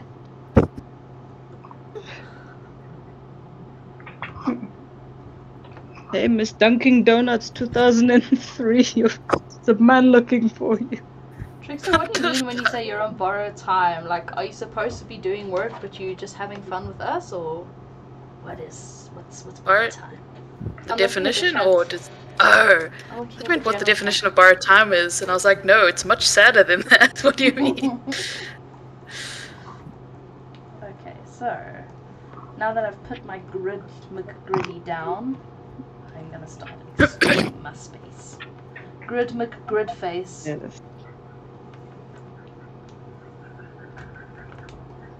no. You okay? No. Yes, I'm fine. Stop it. Work. What are you doing? Stop it. Would it be against the rules if I ignore the prompt completely and do a room that I want to do for my own project that I've just been avoiding? No, go for it. Okay, cool. There are no rules. I'm well, not the except for the background rules person. in the rules section of the drive, but otherwise there are no rules. Wait, there's rules? There are rules. There are always Well, rules. the server, not the server. Genie, what is English even? Soup. Good soup. Good soup. Basically, the rules are don't be a dick to other people. Ah, fuck. Okay, I guess I'm out. Yeah, bye. Bye, guys. It's been good. Pack your shit. Off you go. Ah, damn. Bye. Let me just... Put my badge down. Ah, that was stupid of me. I should have fucking just... Ah, there we go. I can. I'm just gonna duplicate. Ah! It sounded like you screamed out of existence.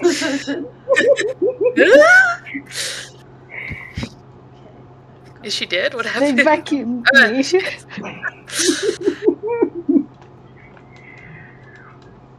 I went and Dad smoked it out. No! Oh my god, I saw this couple feeding their kid, and she was trying to get the kid to eat, so she says, if it's in your mouth, swallow, and the husband says, oh no. Kira. She's like, shut up. Don't need to go there I feel today. so sorry for parents.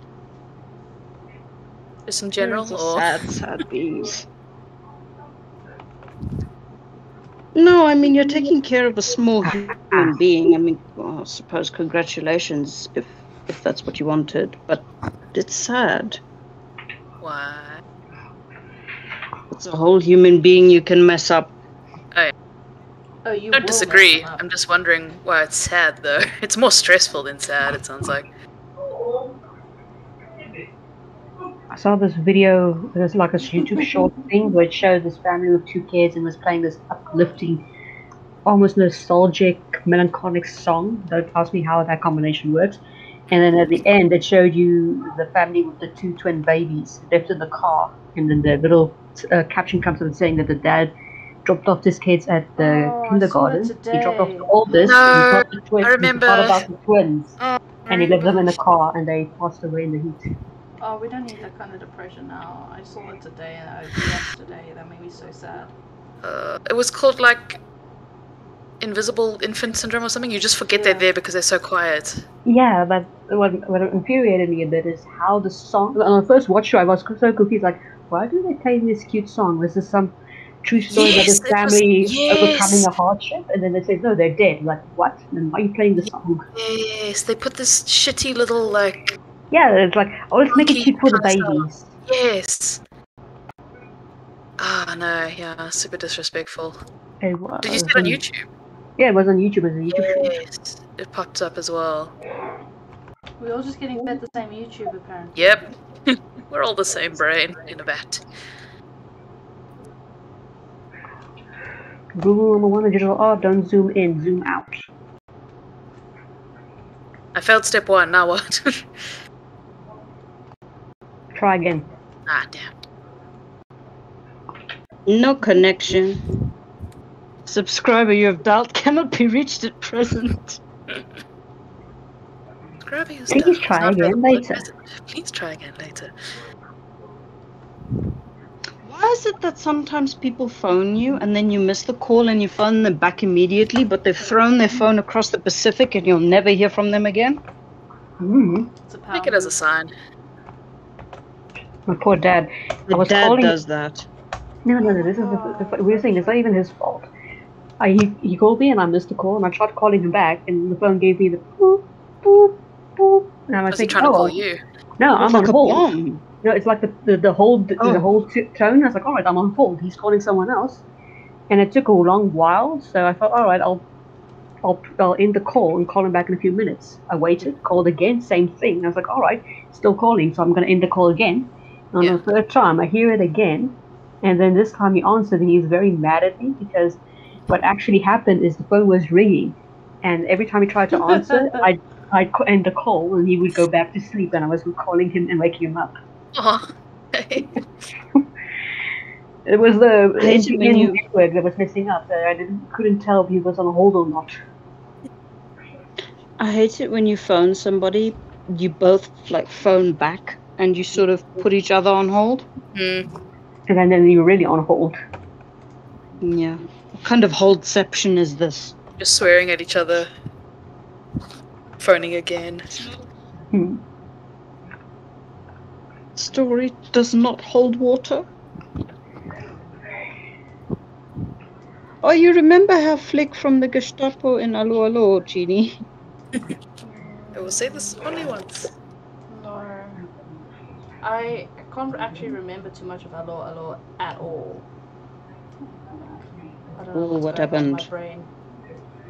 I don't know. One thing I do remember quite distinctly though is watching a lot of Pink Panther. Same actor. The live action or the Both. cartoon? I would like to buy an hamburger. Hamburger. That became a meme in our house. Sounds like I'm beggar. Hamburger. I'd like to buy a homeless man. Oh, there's this one homeless guy who never has any clothes, but he's always got a blanket on, so I'm afraid to look at him. But he's been here for years, so I don't know, he's just immune to everything. Wait, you mean like only a blanket? Yeah, just like only a blanket, Gina. I mean, just blanket.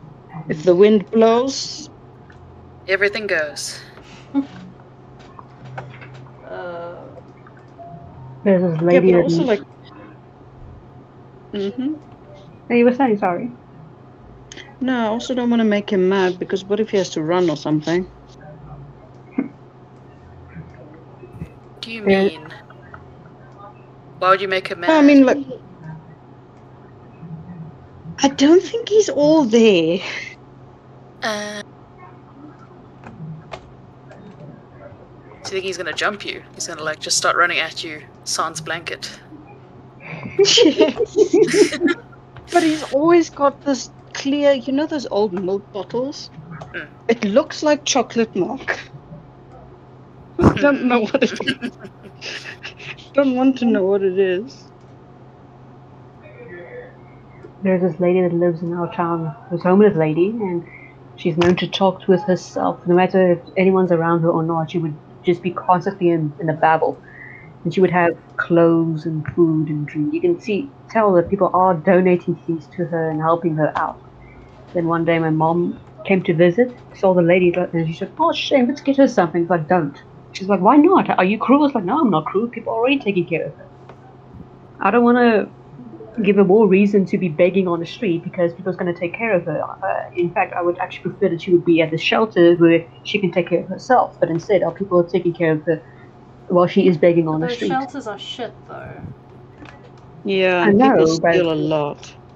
But a real one, a proper one that actually does the job. Okay, but like, Oh, you mean this like is an old South age home, Africa. sort of? This is also South Africa. Like, no one does their job. No, but still. Windows. Windows. We must be able to look at the goats. The geeps? What did I say they were? Gickens? The ghosts? The shittens. Shittens. You gotta be shitting me. Sitting in the corner. Please do not. This reminds me of the old house that I used to live in as a child. There was sort of curved bay windows that looked out at, like, well, you would look out straight at a tree trunk, but I suppose before the tree was there and the compost heap, there was a garden. Kensington has nice houses. It's just a shame that they're so expensive. Oh, sorry, Trix, I keep looking up too late at the chats. I get too involved. But I completely understand the feeling of being behind on projects all the time. Pure anxiety. I'm procrastinating as we speak. But that is when you do your best work. No. An hour. No. Same here. I mean, yes, but also no. It's more that the power. It's more that the focus kicks in when you have a little adrenaline in your guts, but it's not a good thing. It is an amazing feat of like ingenuity, though. Suppose. This is going to be very impressionistic, but I'm not giving any hoots about this painting now. What? The painting I'm doing, I may as well share in progress a picture.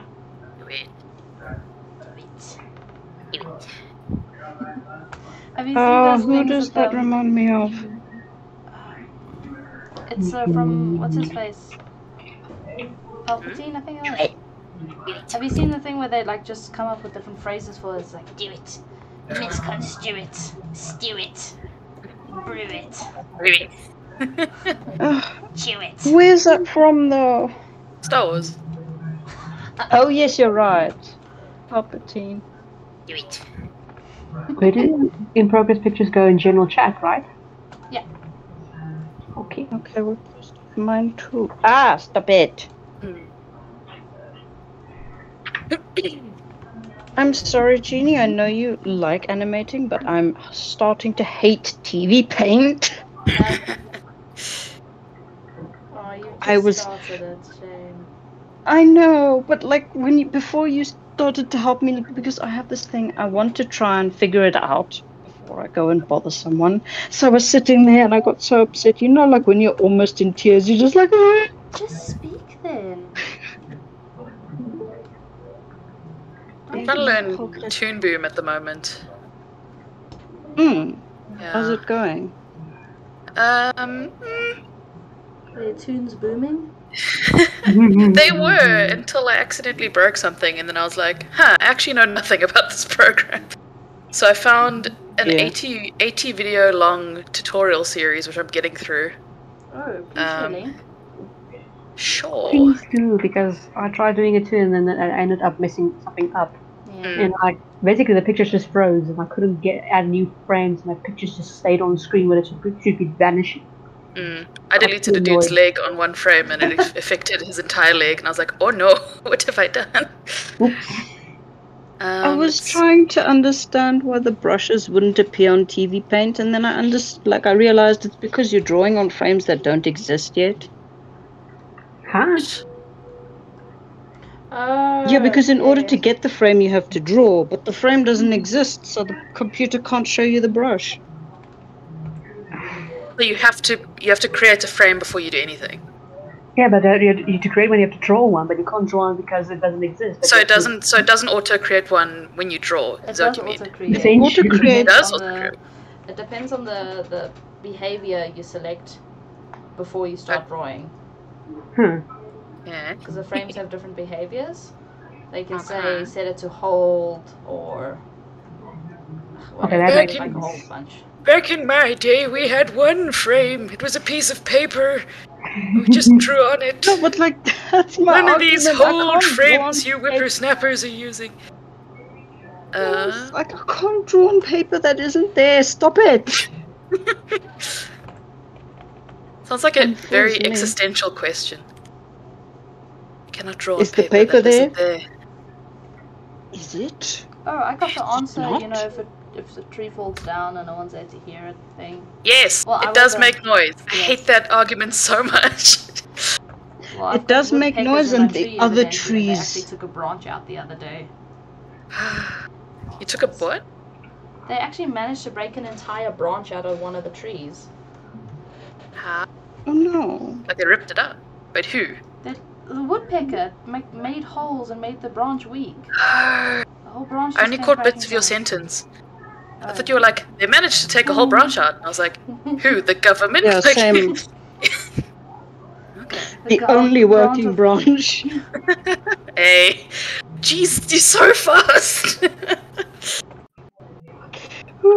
Speed of these puns is hurting me. I'm in pursuit. Gonna be punished for your crimes. I am the Punisher. Okay, I will actually give that title to you. I thought I was full of shit until I met you, Kira. Never. That is fantastic. You're on thin ice. Go and ponder elsewhere. Is that a bird? That's me. Whistling. Oh, do you have a bird? Well, if my mouth was a bird, then yes. So yes. In German, they say "Du hast einen Frosch im Hals," which means you have a frog in your throat if you have a really bad voice. Du hast. I suppose. Du hast Frosch im Mouth. Didn't hear that. If you've got like a croaky voice, they say "Du hast einen Frosch im Hals." Got a frog in your throat. Which means you're croaking. Yeah. Well. Weird how it translates over. Like the metaphor. Oh, I've got such a bad joke. Oh God. Okay, so there's this little kid, and his grandmother's on her deathbed in a hospital when he comes to visit. This is not a great start. Anyway, so the kid goes up to his grandma and goes, "Granny, please make a frog noise." And she goes, Oh no. No, Granny, please. Oh no. make a How frog works it noise." out? It's like, no, why? Because Daddy says as soon as you croak, we can go to Disneyland. Oh no. Yes, that is fantastic. That's awful. I thought it was just going to end like, and then she croaked, and the joke ends there. Oh no, it's like I was looking at this thing. You know how they say in Islam you say inshallah, which means like when God decides we're gonna do this thing. So people are always saying like, when are you going to finish? When are we going to Disneyland? The kid asks, and the parent is like, soon, inshallah. And later on, the parent is asking the kid, when are you going to get married? Soon, inshallah. Revenge. For the teeth whistling, I used to annoy my mom with it. When I was teaching myself how to do it, my mom started here, and she didn't notice it first. After a long while, she was asking, "Where's that bird?" because she wants to get rid of it. She said, "It's not me." She says, "I better stop." There was a girl at our high school who could do like a really good bird tweet, but all the students knew it was her, but the teachers didn't. So she'd do it like during assemblies, and you'd see people just looking up. Twitter. Tweet, motherfucker. Tweet. Good luck, Kumo. Sleep well. I'm glad you enjoyed. I should also post a whip. You post the nene as well? Watch me whip. Oh, watch me nene.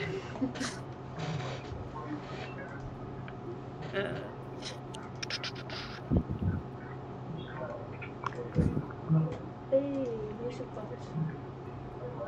Oh, Trickster, to use the music bots, the what's you call it? Instruction is CH exclamation mark, and then add the song. Or that. Well, you can see what I type now. What did you want to play? Is the song just called Null? M-A-L-L or N-U-L-L? I don't know. Just give me the title of the song. I'll play it. It's like null. Null Oh, for null and notch. void. Yeah. N for notch. You know, null for notch.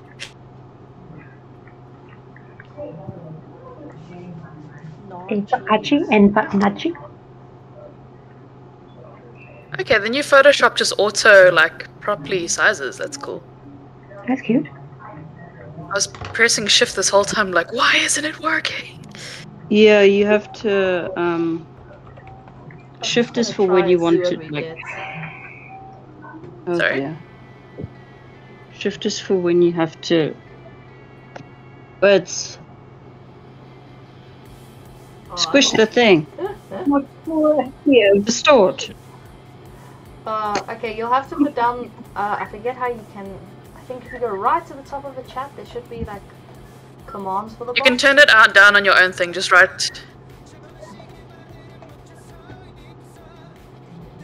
Right click and. Is this goddamn anime music?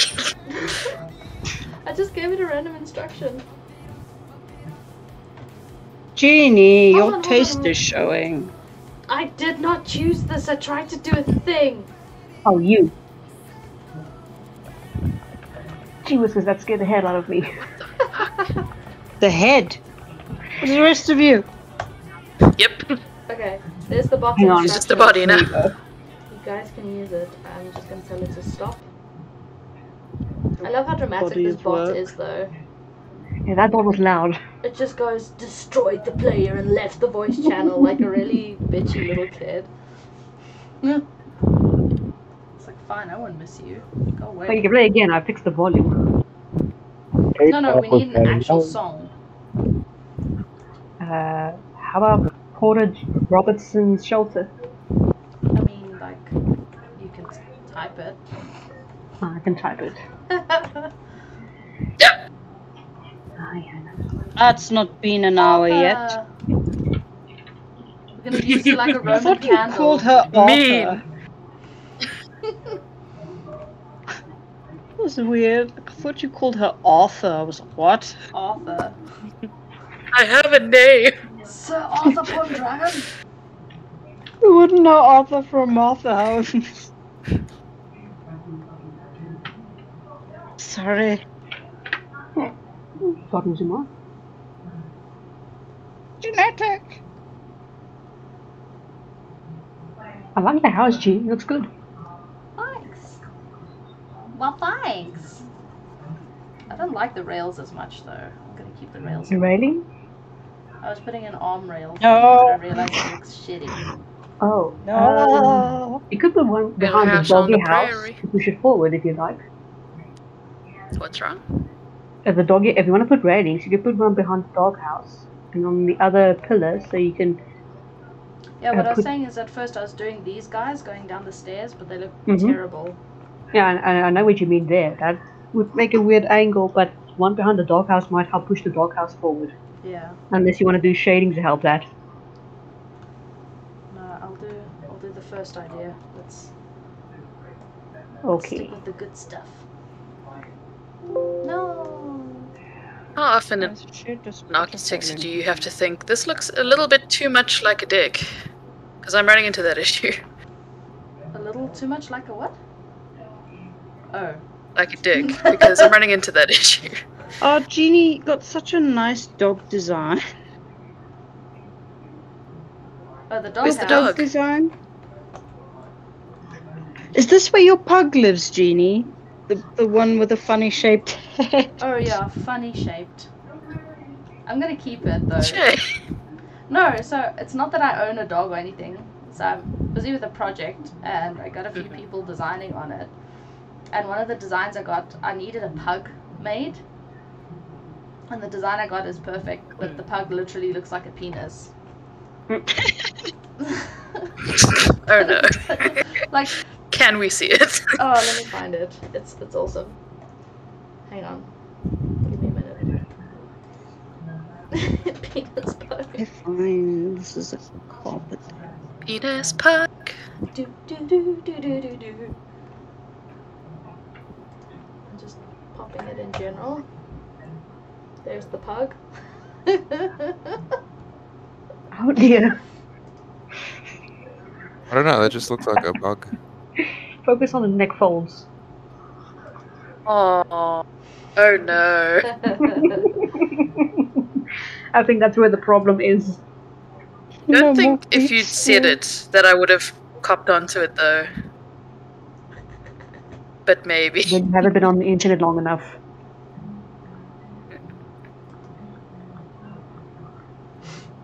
Why is my house such a funny shape? I don't like it. No. Why am I making my life difficult trying to draw these damn rails when I could just make it a flat? Let's make a flat. Yes. Okay, you know what? You know what? We're just going to move it to the left. Oh, shit. Just move it. No. I meant both of them. Why do I have... We got music.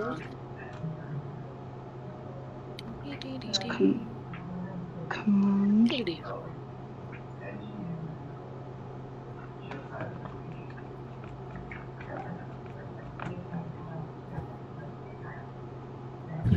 This is definitely a lo-fi mix. Oh, yeah. I like lo-fi. That is the lifeblood of late nights, it is.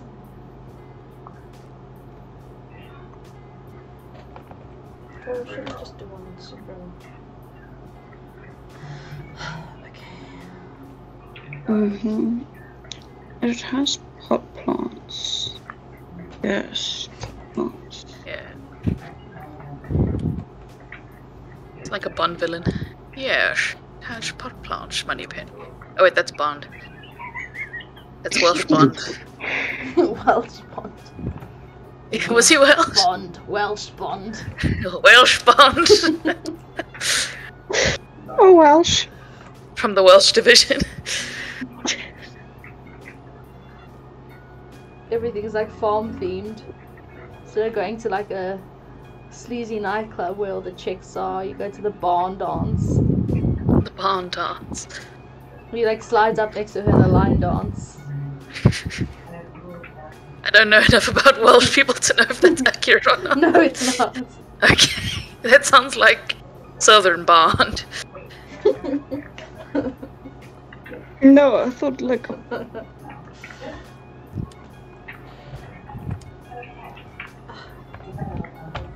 don't know why I've put these here. This must be taller.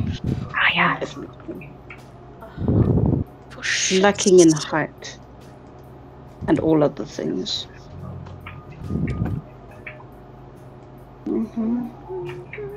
Little steppies. Steppies. For the love of shit. For the love of shit, okay? Where's free transform? Why can't I? Oh.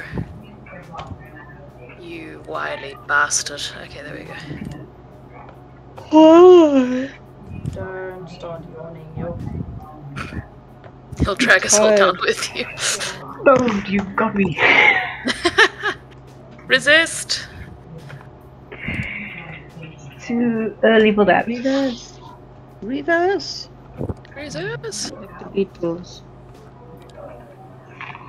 Have you ever had that one yawn where you want to yawn, but the moment you try, you start to back out of it, and you're stuck in that loop? I hate that. You can never have your satisfying finish yawn feeling. You just have a weird jaw motion. It's like, no, not good enough. Try again. Has anyone seen that weird short that came up with that woman that makes train noises and then everyone's like, oh, that's not hard, and then they try it? Oh, that was so good. No. It just makes people make the weirdest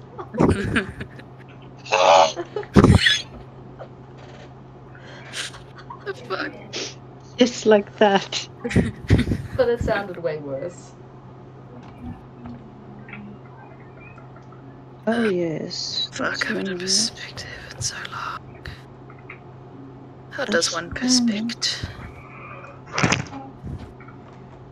Okay, I'm gonna save that somewhere because I don't feel like doing this railing all over again. Just gonna No. pop it here. Just not right. Scale it up a bit. Pop, pop, pop, pop, pop, pop.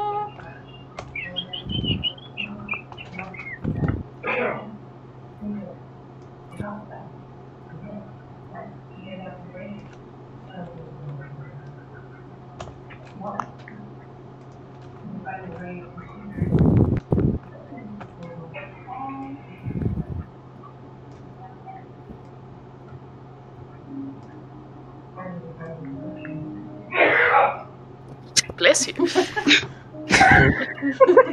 There was my dad in the other room. What was that? Damn. Oh. He's a real dad. He's got the dad Oh, yeah. sneeze. Does he have the dad snoring though? He does. Ah, he is a true father. I saw this clip of a husband and his wife is sleeping and she's snoring. And like every time she inhales and does the snoring sound, he flies a little toy airplane. Little airplane. Oh, that's great. I remember that one.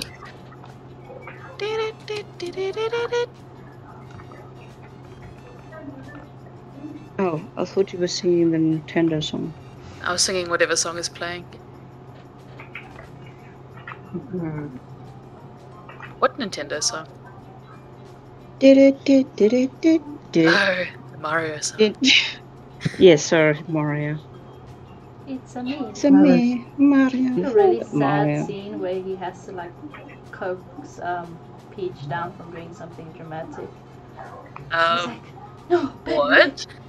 it's a Yeah. me. It's I can always been it's a me.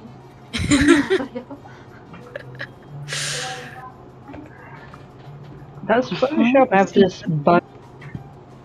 Oh, maybe your Are you strength using the is up smudge way tool too and not much. the mixer brush?